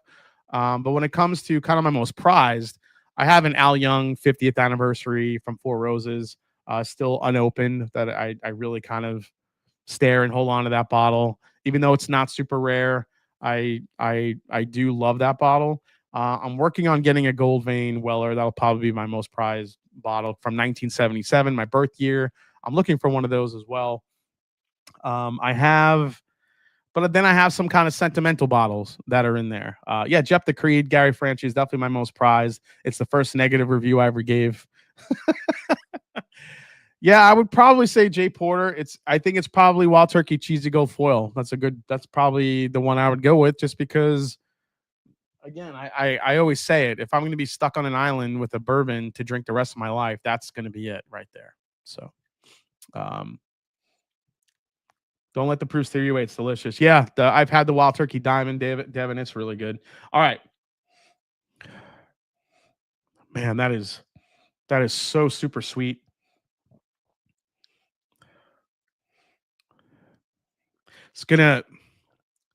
This is so like, is that what I'm getting? It's so specific, but I can't remember if it's Hostess or Drake's that made, you remember like the little apple pies or the cherry pies? You get 2 in a pack and they're kind of glazed a little bit. This smells like the glazed cherry pie from either Drake's or Hostess. I forgot who made them actually, but I remember there was like a little two pack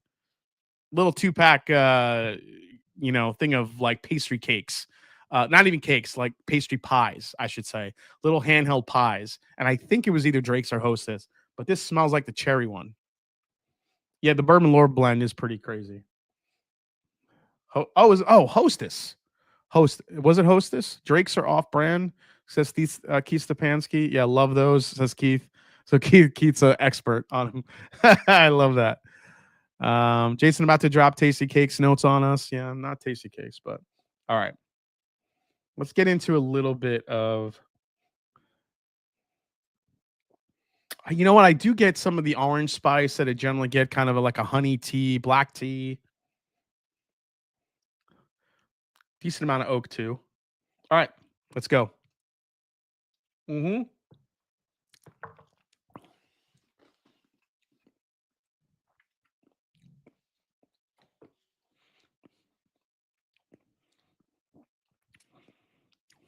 Oh man, you know what? I was like on the front of the palate, good, typical MGP. Oh, but then wait, the finish is what makes this for me, because the finish is actually what makes it a little bit different, a little bit more unique. Let me take another quick sip of that.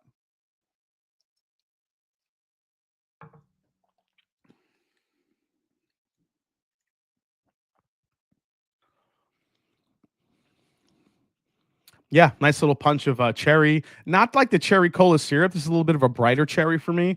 Oak. But then the finish comes in and it kind of gives you that glaze note that I was getting from the Hostess. The glaze. I think the citrus is there as well. And really nice spice from that mash bill.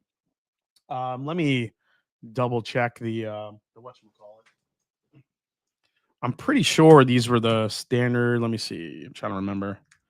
Don't be Estate 9. Okay. So we go back down here. There. Oh, there's that one. Okay, here's the private select. There we go.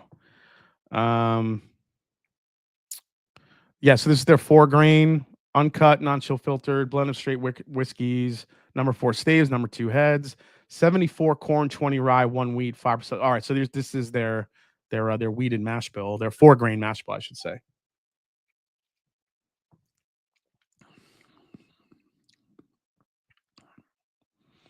And the more I drink it, the more candied orange starts coming to the forefront for me. Orange peel, candied orange. I think it starts off as something a little bit unique, but then I think the finish is more unique with the front of the palate. Yeah, I'm getting a lot of that candied orange note that you normally get from a good MGP. It would be interesting to blind some of that batch of Penelope with BK.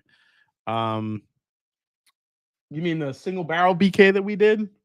Because I think I like that more than this. Let's see.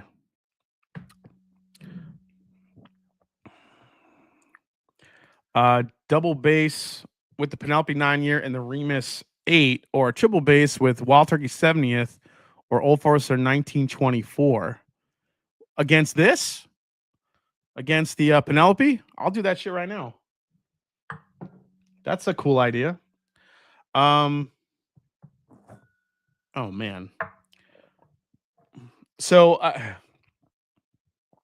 I can't set up all the stickers, but shout out to Zebra Cakes, says Rob D. That's a good one. All right, so let's do this. We'll taste through this as we're going through the news here. All right, so that's the Penelope. Here's the Wild Turkey 70th. That'll be the second glass. What else is in there? Old Forester 1924. Man, I haven't had that in a minute. All right. Old Forester 1924.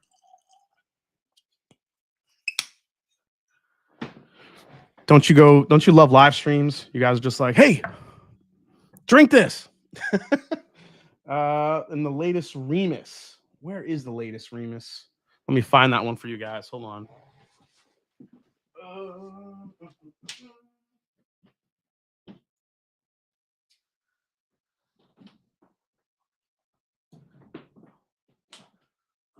We're up to. Oh, here it is. All right. Found that easier than I thought I would. The Remus 8, which is 101 proof. All right, here we go. This is happening live, guys. Let's see which one shakes out. This is a good idea. Good idea for a blind. Well, not really a blind comparison. I know what's in here. All right, perfect. JJ Bergovitz becomes a new YouTube member. Thank you so much.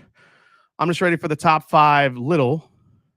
Top 5 little what?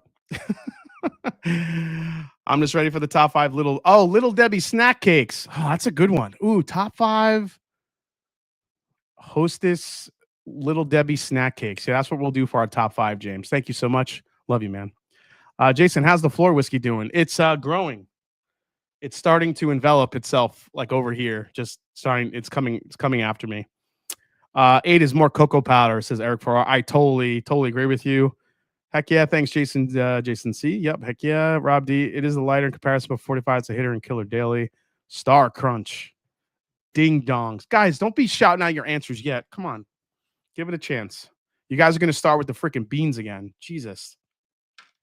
I still want to hear your top 5 live bands. 1 Rush, 2 Rush, 3 Rush, 4 Rush, 5 is Pearl Jam.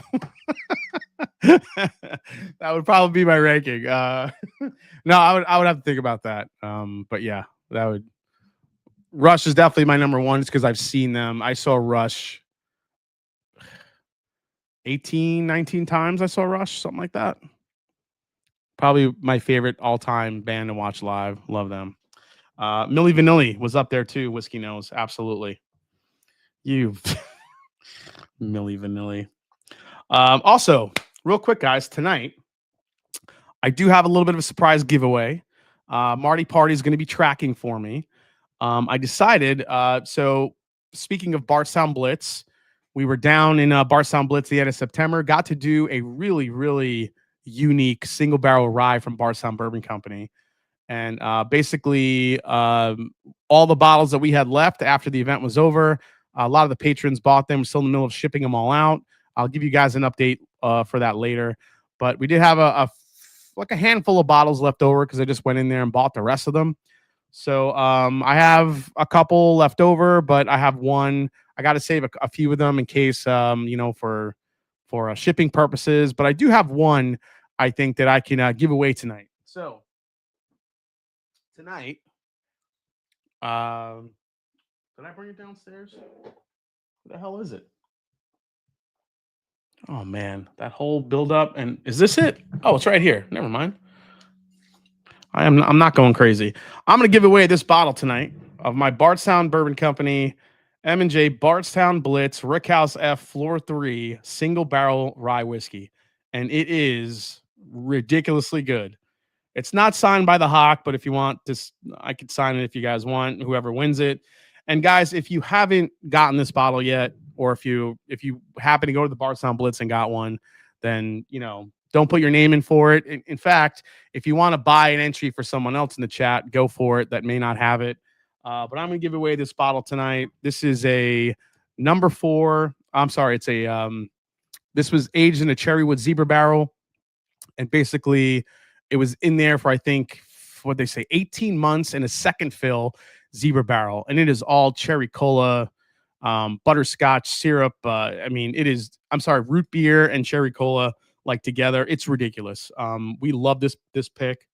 It's a real unique rye. So if anybody wants a chance to get this bottle, any super chat will get you into the lottery tonight. So go for it. And yeah, good luck to all you. But this bottle is up for grabs tonight. Good luck. All right, let's try this blind here. Here we go. Zebra, told y'all. There you go, Rob D. Oatmeal cream pies. Yeah, you guys are already killing me with this. Never feel bad after eating oatmeal. Is it healthy, right? Yeah, it is when it's loaded with sugar. Was the horse live or dead? I saw Rush in 1975. Does that make me old? Not really. Can you sign that bottles as Hawk? Sure. I'll sign a Hawk. I'll do a Hawk one. I like Pearl Jam with Dave Abruzzi's on the kit. Yes, Carlos, for sure. Faux show. I'm with you. I'll be volunteering the Houston Whiskey Social this weekend if anyone's going, says Eric Farrar. There you go. Go see Eric. Rob D is in for the Bardstown. There you go. Fingers crossed. Focus is off, probably because of the bottle. Sorry, man. Let me back these up. Let me get that refocused. There you go. All right. Let's go to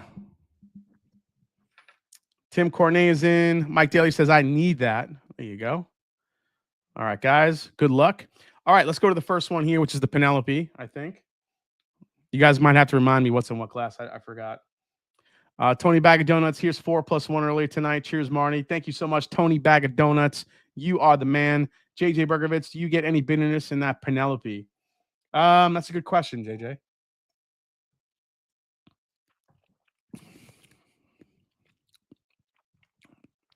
I think on first crack I did. I'm not getting it as much now. But man, that is like a complete candied orange glaze that you put on like a ham. Is it? I'm getting ready for Thanksgiving, aren't I? Damn. Yeah, Brooks Reed. No blend to get in tonight. So yeah, quick update. Thank you for reminding me, Brooks. We got people because I don't have one, says Carlos the Bourbon Cowboy. Diego G. Bardstown, heck yeah, I'm in. Every time I hear cream pie, I think of the Always Sunny episode about cream pies. Yes. You're gonna taste the M&J rye from Wild Turkey? Yes, I am, TCT. So Blennigeddon, I couldn't get Blennigeddon all together because I just got in late last night, and I have a special guest judge coming in next week to help decide the winners. So next week's episode is going to be all Blennigeddon, the Franken blends. Me and my special guest, what we're going to be doing is not only picking out the one wild card from the 3, but then the winner of that will go to the finals with the final 6, and we'll see who wins Blennigeddon Franken blends next week. So because I have to, send the samples over to my judge and all that stuff. Somebody that I know likes to drink weird shit. So you always have to find the right judge. So that'll happen next week. We'll do the finals of Blennigeddon. Brooks Reed, I know you're in the finals. I think Brooks, man, you might be one of the front runners. If I remember your blend correctly, it was really, really good.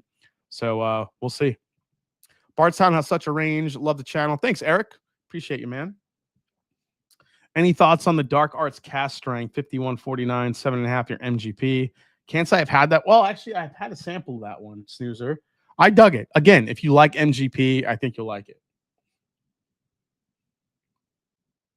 And I think there's a lot of MGP out there, and I think Dark Arts is doing a great job of making it a little bit more unique. So yeah, for sure. Trying to cut back on my whiskey buying. Winning is a loophole, right? There you go, Hoop. You got it. Jason, you're still number one and always number one, just making my day and night and cheering me up. Fun stuff. Thank you. Oh, so that's awesome, Phil. Thank you, man. Yeah, that orange glaze it has on like a pie with a little bit of cherry in it. That's what it tastes like to me. That's good stuff. All right, let's go to the second one. And I already forgot what's in this one. Is this the wild turkey? I don't even know. Yeah, American whiskey category will start up right after that. So it'll happen quick. Oh man. I like this on the nose better than the first one.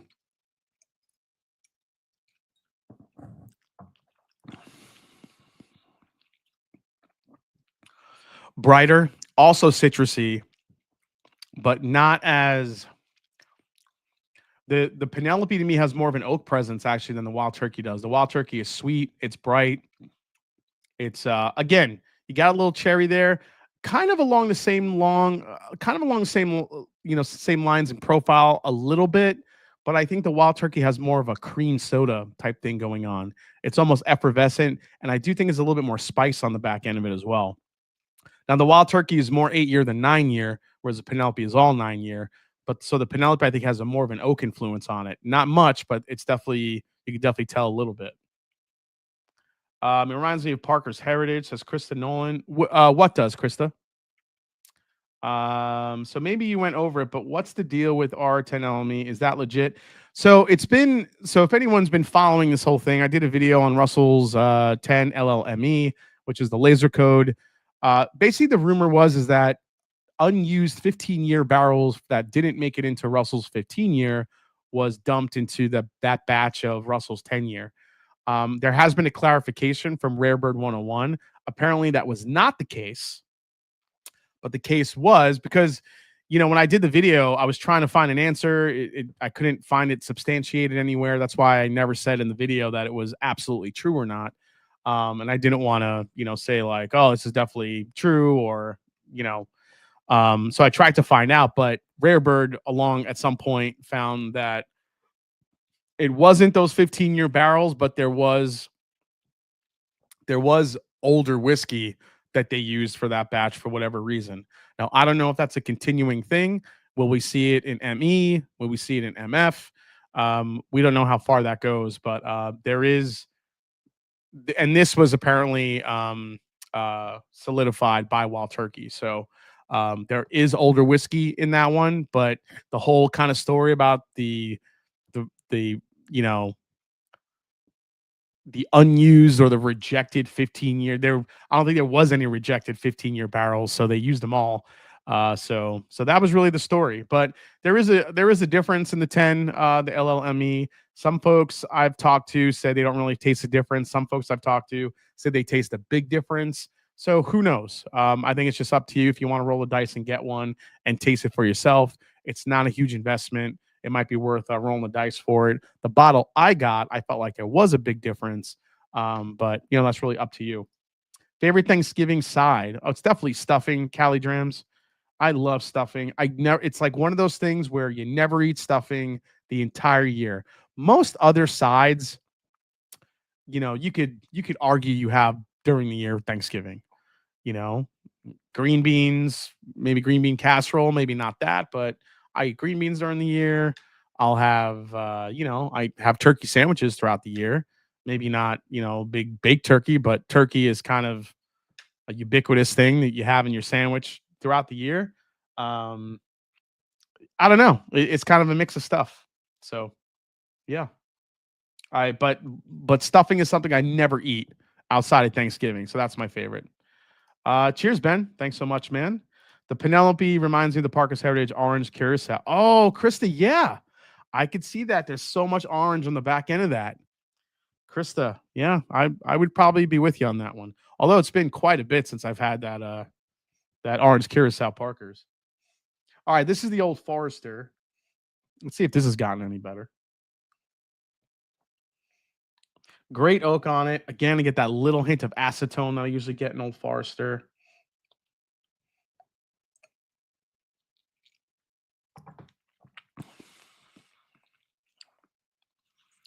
Bananas. Holy banana. Banana bread. Banana bread laced with oak. It's pretty good.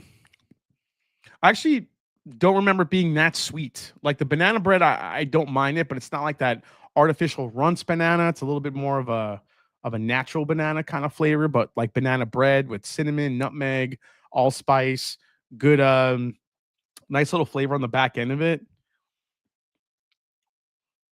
It still makes you wonder if this 1924 is going to end up being readily available at some point, or is it just going to be like an annual release?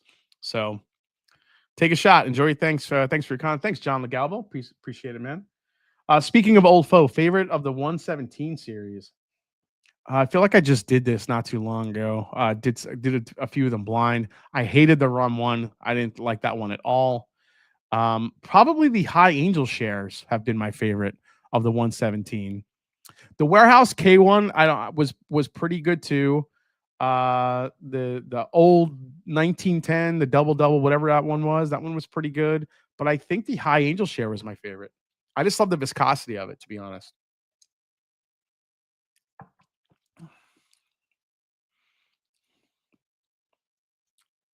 Ben Singer, Whiskey Row, Fire Love. Whiskey Row, Fire Love? Oh, Whiskey Row, Fire. I'm trying to remember how that one even. Yeah, that one was pretty good. But I still think my favorite was the High Angel share, if I remember correctly. I haven't had those in a while, Ben. So yeah. Yeah, Krista, did you see my answer? Jason, how was the Bourbon Lore mansion? It was a rented house that was kind of like this super it was a rented mansion that was kind of like this super modern home. It was cool. Yams. Oh yeah, canned cranberry, ocean spray canned cranberry it's the perfect bite. Slice of turkey, stuffing, canned cranberry, all in one bite. That's the bite right there. A little gravy too. That's the bite. I only celebrate Thanksgiving for stuffing, says Snoozer. When I was at Cedar Ridge recently, they said they're sitting on almost all their rye for 2 years. What, if anything, have you heard from smaller distilleries? Will they follow suit and age up? Well, I mean, a lot of the smaller distilleries have aged up quite a bit. Why Cedar Ridge said they were sitting on almost all their rye for 2 years. I'm wondering if that has to do with just the drop off of buying and maybe just sitting on it to see what happens, getting it aged up so it's a little bit easier to sell. We'll see what that looks like. We'll get into that here in a little bit. Thoughts on Four Rose releasing? Yeah, we'll talk about that here shortly. Thanks to Weekly Entertainment, Jason. Cheers, brother. Cheers, John. Appreciate you, man. All right, yeah, let's get into a couple of the news stories because it's getting late here, and there was some stuff I did want to touch on. We'll go through this real quick. I'll kind of say let me pick a favorite here before we get into the news, because then I'm going to pour the Bourbon Lore, and I want to try my turkey.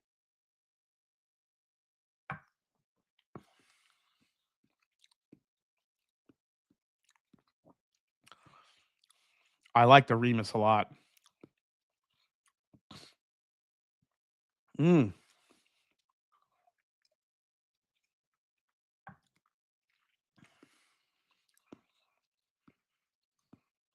Remus is very chocolatey. Probably the most dense out of everything. Honestly, I think I would go. Let me go one more sip of these.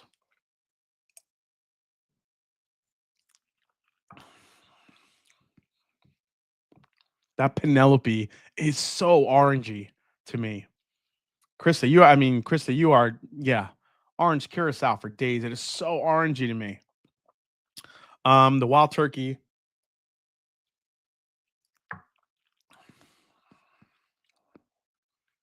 All right, I think I like the Wild Turkey over the Penelope.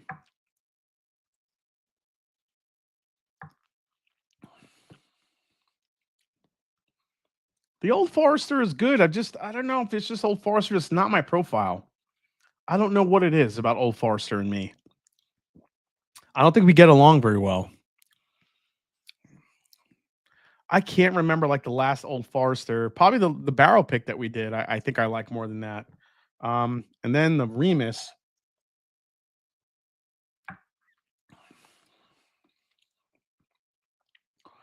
I like the darkness of the Remus. I like how it borders on. It doesn't have the bright fruit flavors that the Wild Turkey has. So I'm gonna rate it Wild Turkey 70th, Remus 8, Penelope 9, and then the Old Forester last. I think that would be my quick ranking that I would give it. So there you go. And yeah, pretty like different in price points too. So all right. So let's do that. And then while we're doing that, I'm gonna pour the Bourbon Lore bottle here. We'll gotta go through the blend here. And I'm gonna let this bottle open up. I talked to Dan Calloway over at Bardstown Bourbon Company about this blend, and it was a pretty rich task to create this blend because they were using whiskeys that had never been used before. And we'll get into that here in a little bit. Okay. But before we do that, let's run through some quick news stories because there is some pretty cool news stories that dropped in. Hey, Diego, thank you so much. 5, 6, and 7 plentiful here, but I'm still waiting for the Remus 8 to appear. Yeah, the 8 is definitely one of the better ones that they've had since number 5, for sure. Man, that Penelope looks so much darker than the rest. Yeah, it does. Again, it has the oak on there's an oak presence on it for sure. But man, that orange kicks in when you just keep drinking it. I mean, Krista in the chat, she's not kidding. It definitely comes off like a really heavy orange curacao. Jason, is the Remus 8 years still MGP? Yeah, it's all MGP. Yep. All right, yeah, let's bottle cam it. Let's do it. Here's the Bourbon Lore bottle, Bardstown Bourbon Lore. There it is. There's the Bourbon Lore logo. They really wanted to use this turquoise because it's kind of a southwest color. So here is the blend, and while you won't be able to really read it right there because of the lighting, that top part, the 56% of the blend, or 54, I think it says, 54% of the blend is Wild Turkey. So 54% of the blend is Wild Turkey, and that is 10-year-old Wild Turkey in the blend. 54% of it. 22% of the blend. First time Bardstown Bourbon Company has ever put Green River in one of their blends. So this is Green River distillate in this blend. That's 22% of it, and it's 7-year Green River, and that's their 70% corn, 21 rye, 9% malted barley mash bill. Then they use a 7-year 99-1 rye. So 99 rye, 1% malted barley, rye whiskey. That's 14% of the blend. And then lastly, you have 10% of a 12-year Heaven Hill. And those are the components of the blend. So pretty unique when it comes to blending. Time to slip into my PJs and hope I win. There you go, Randall. Hey, what's up, Jeffrey Wack? Nice to see you, man. Wait, that's sweet. They use Green River. Yeah, they use some Green River in there. Whack Attack is here. What an interesting rye mash bill. Yeah, so they use some stuff that nobody's ever used before. So interesting. All right, so let's hit up a couple of these news stories. So real quick, Barrel Whiskey, Barrel Craft Spirits decided to bring us a 33-year-old Canadian whiskey bottle that has hazmat strength. There's the bottle, 33 years old. 140 proof. So 33-year-old Canadian whiskey finished in French oak and Oloroso sherry casks. This will be limited to just 1,500 bottles, of which 333 will be sold online, and 70 will be available at Barrel Waterson's Trail facility in Louisville. The remaining will be sold at select stores in select states, no matter the location, for a price of $200. The 140 proof whiskey was produced at an undisclosed Canadian distillery before aging 33 years in its original barrels. During that time, the spirit is said to have picked up flavors of zesty citrus, herbal characteristics of vanilla and leather.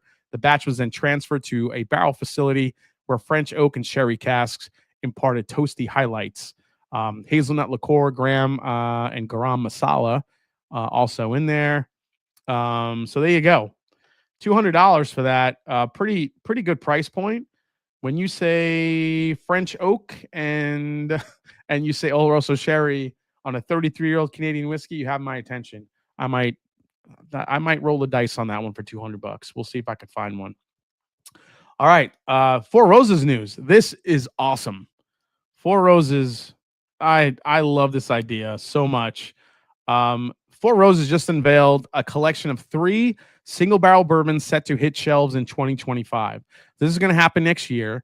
Four Roses announced on Tuesday the launch of the brand's single barrel collection, which features a series of 3 100 proof bourbons featuring the Kentucky brand's distinctive recipes. The whiskeys will roll out in 2025 and join the brand's existing flagship expression. So the launch lines up with the 20th anniversary of the day Four Roses launched its flagship single barrel, which is made from Four Roses OSBV.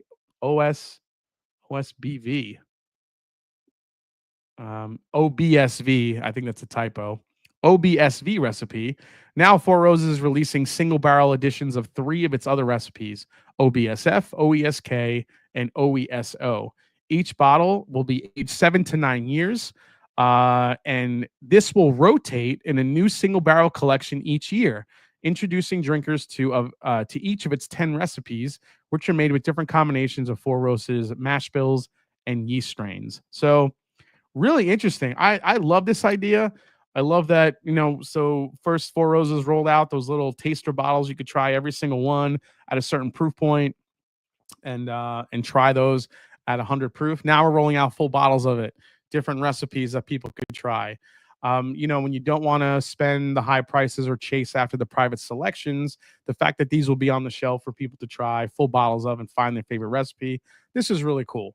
And I think this is all teeing up the next new batches that we're going to see with their 2 new mash bills that they're going to be rolling out, hopefully sooner than later.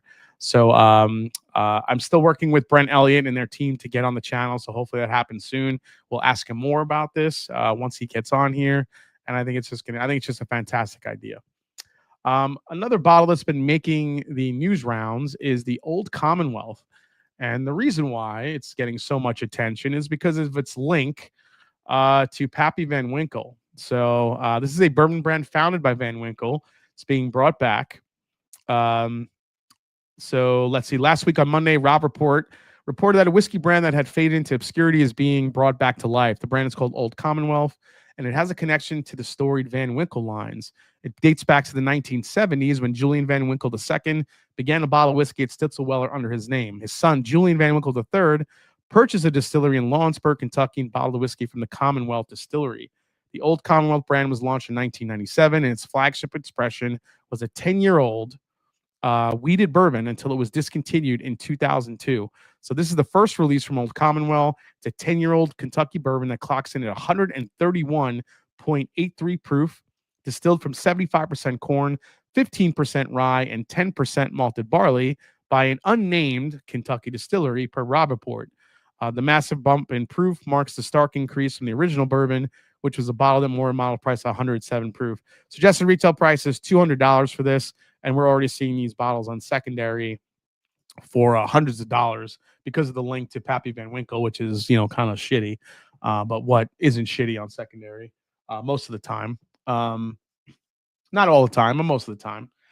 So the only thing I don't like about this is that why bring it back with that mash bill if it was a wheater? Why couldn't you get a wheated 10-year bourbon and source it and put it in there and bring it back as a wheated bourbon like it originally was? I'm not sure why the decision to go with the 10-year, 133 proof rye bourbon if it was originally a wheated bourbon. If you're going to bring something back, bring it back. I mean, this is my opinion. You guys let me know in the chat, but you think about it. But if you're going to bring something back like that and command a $200 price, I want something that tastes like what it did taste like when it first came out. Don't just, because then to me, again, being a marketing guy, it comes off as just throwing something in a bottle and, selling it for a high price because you couldn't get anything else. Now, if they tried to get some 10-year wheated bourbon and couldn't find any, which I think is kind of hard to believe considering Heaven Hill is a shit ton of it, and so do other places. Why not make it a wheated bourbon? I don't know. What do you guys say? Agree? Same thing I was thinking. Yeah, I don't. Shows you people care about stories more than liquid. What a scam at 200 using Van Winkle name to sucker these fools in. Van Winkle farted near them. 699 retail. Shit. Yeah.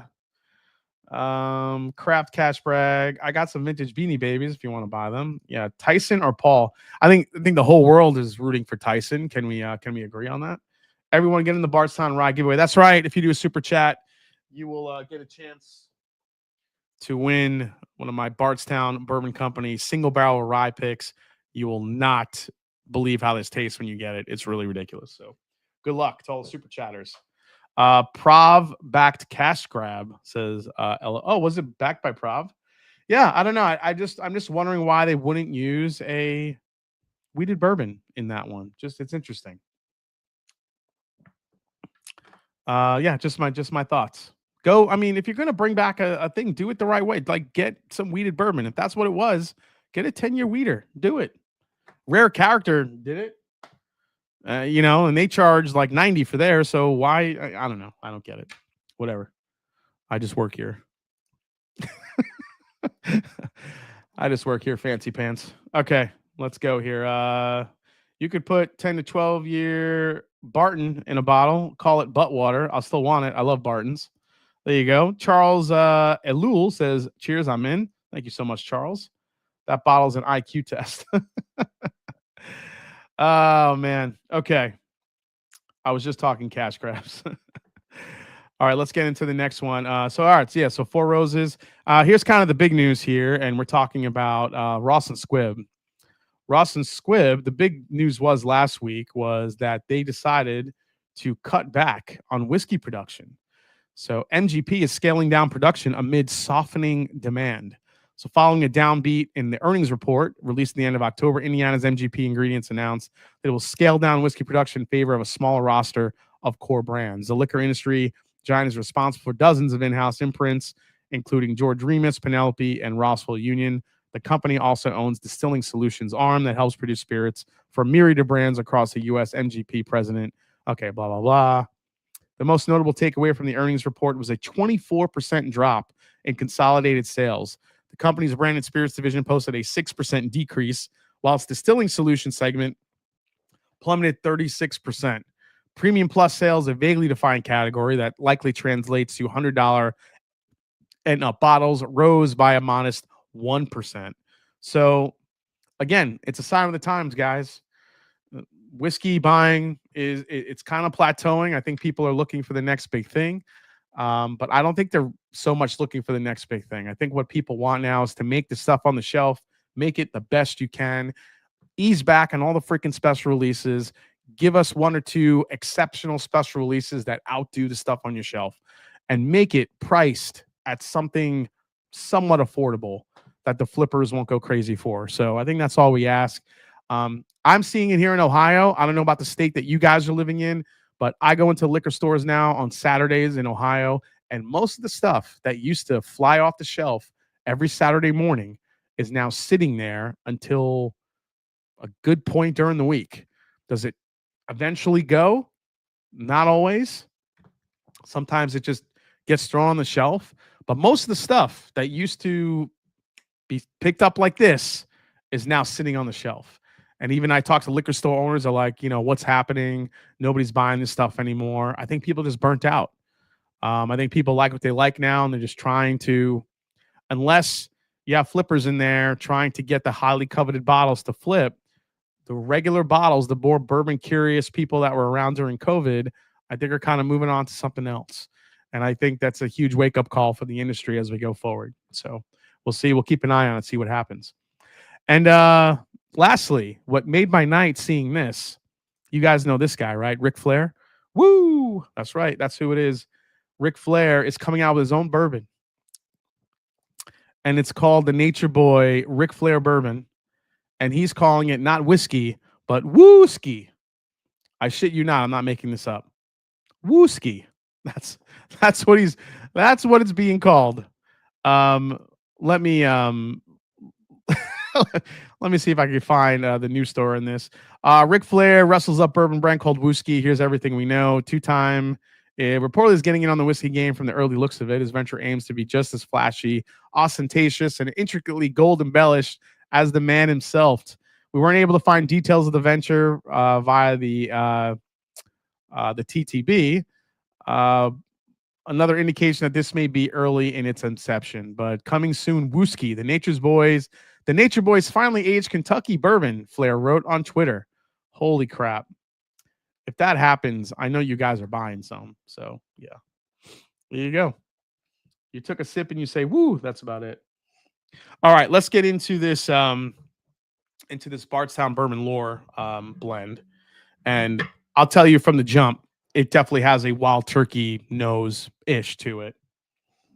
So you're talking cherry, cream soda, citrus, with that 99% rye gives us kind of a minty, kind of almost like a mojito vibe to it a little bit as well.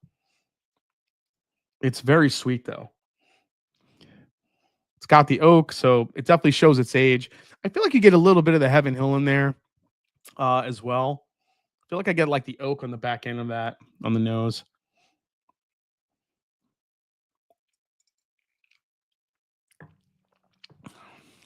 All these news stories make me feel fine.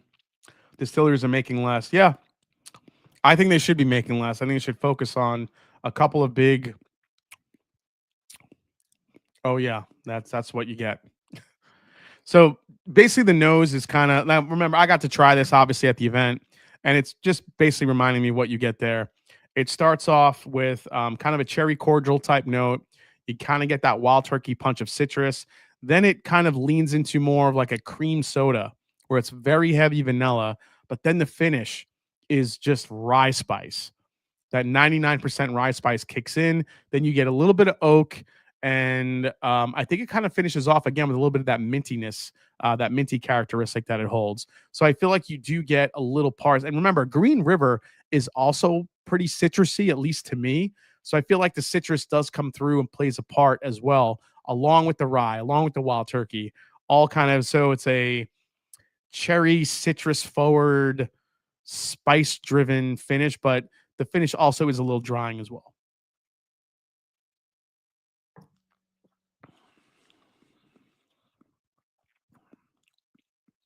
It is sweet. It is very sweet up front. I think whoever chooses to buy this will be very happy with it. If you get your hands on it, it's a really unique blend. I think it's all the whiskey it's high quality whiskey, and there's nothing about this that like blows my mind, to be honest. But I think it's just a very, very well integrated blend. It's a very unique blend too. There's two components in this blend is something that Bardstown never used. So depending on how much, uniqueness you like on your shelf, it might be, worth looking at because the blend does really work well together. Is it like Russell's 15, area or anything like that? No. But it's unique enough that the blend does work together. So if that kind of tickles your fancy, then I think you'll be happy with it. Can Green River be 7 years old or would it be OZ Tyler? It would be stuff started by OZ Tyler that became Green River, basically. Yeah, Wild Turkey has so much consistency on their side. As long as everyone's looking at bourbon, they ignore Scotch. Fine by me. Jason C. This Bardstown Blitz Rye has turned into such a cola cream soda cola. Shit. What? It's East Tennessee slang, by the way. Yeah, that's what it is, Marty. Jerry Black in it to win it. What does BBC Labaud Batch 1 go for on secondary? Rob D, that's going for about 100. I'm sorry, 100. That goes for at least $600 now. That's actually another prized bottle in my collection.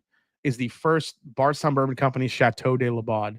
I had a bottle, drank it, and then I got the second bottle, which I traded for once word got out about it. And I still have one of those unopened. And that's a prized bottle in my collection for sure. Green River, yeah, Green River's up to 8 year. So they have incredible stuff. Most people I know would rather just drink something like a Still Austin than go hunting for impossible bottles. Yeah, and I think that's where a lot of people are at now, Ben. It's a great point because I think some people are just kind of sick of that chase. The batch 2 is lower proof and goes around 150. All right. So real quick before we sign off, and I'm going to need to have a little water here before we drink this one. Because it's something I never thought I'd taste. So I'll give you guys 2 more minutes to get any last minute super chats in for the Bardstown Blitz giveaway. We'll do the bottle giveaway and then we'll sign off. So you have 2 more minutes to get them in. Whiskey Nose will grab your name. And then actually, Marty, I'm not sure how you're doing it. If you're tracking them or if you're writing them down electronically, let me know. Maybe we'll throw it into a wheel of names. If not, and you're just writing them down, we could do it that way too. We'll just number them and do it that way. So 49 entries so far. All right. So Benromach sent me this, which was a surprise. A DHL truck pulled up. You don't normally see DHL unless stuff is coming from overseas. Whiskey Nose, you have a randomizer? Okay, perfect. So this is the bottle. This is the Benromach 50-year single malt scotch. This is something I never thought in a million years I would taste. Oh, sorry, that's ruining the there it goes.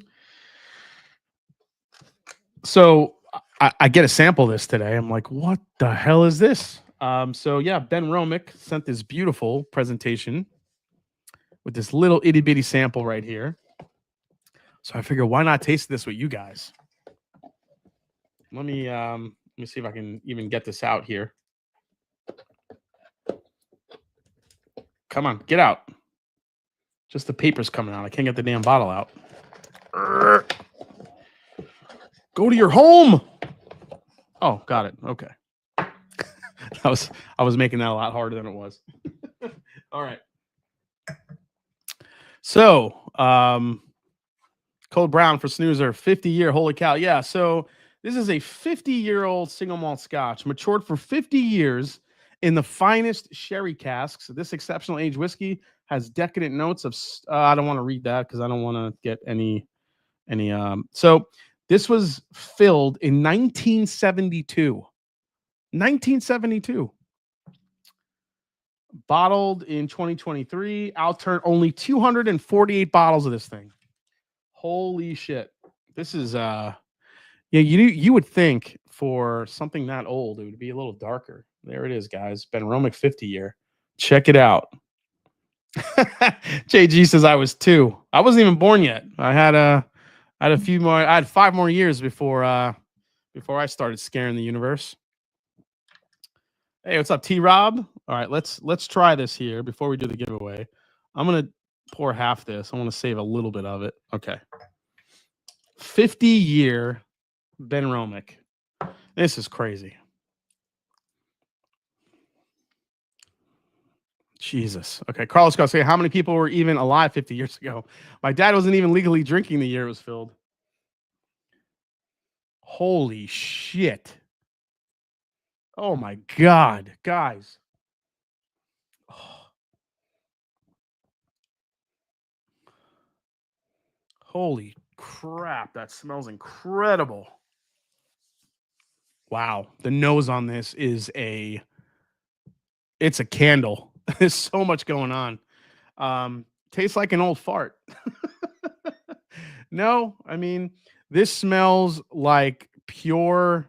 This is like taking plums, pears, apples, cooking them down, just kind of stewing all in its own juices and like the aroma, cinnamon, allspice. This is an absolute flavor bomb, at least on the nose.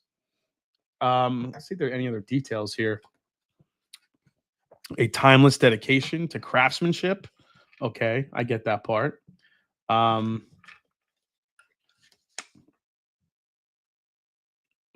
dude. When you drink this whiskey for the first time, it's so complex yet so subtle. Okay, a lot of marketing speak there. My gosh, it is a fresh batch of strawberries and just bright fruits. God, it's so strawberry heavy. That's crazy. There's a reason it's called the Springbank of Speyside. It's so funky. It is funky. All right, let's try it, guys. Here we go. Marty, cue up the list. Let's get up the list here. Proof. Good question. What is the proof?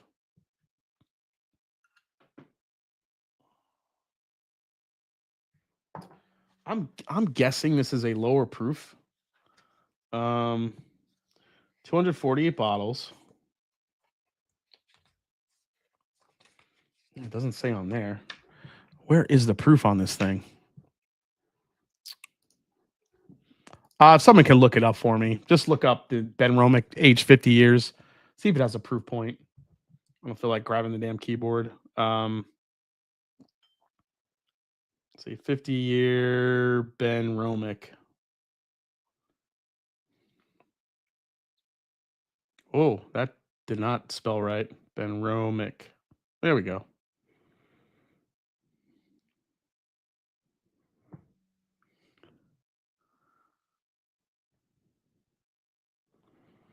Ralphie says a minute in the glass for every year in the barrel.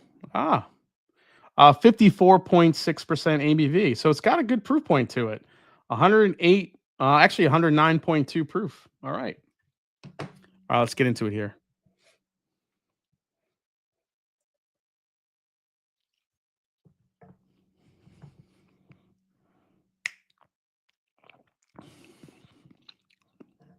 Oh my God.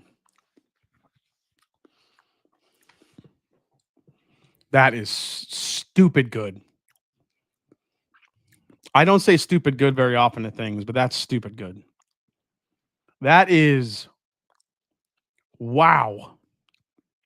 And it's still going. Ooh, man, that's ridiculous. So I think the description that I read in there is actually kind of perfect. It's bold yet subtle. I think when you immediately when this thing hits the front of your palate, it explodes. There is so much flavor that comes to the forefront. It's insane. But then, as you let it just kind of evolve on the palate, that strawberry, almost strawberry raisin, pear, like rich apple, just kind of takes over, and then it becomes just like a silky candy, like a fruit cake almost, and that turns into this little spicy finish on it. The finish isn't long, but it's what it does have. It's complex, man.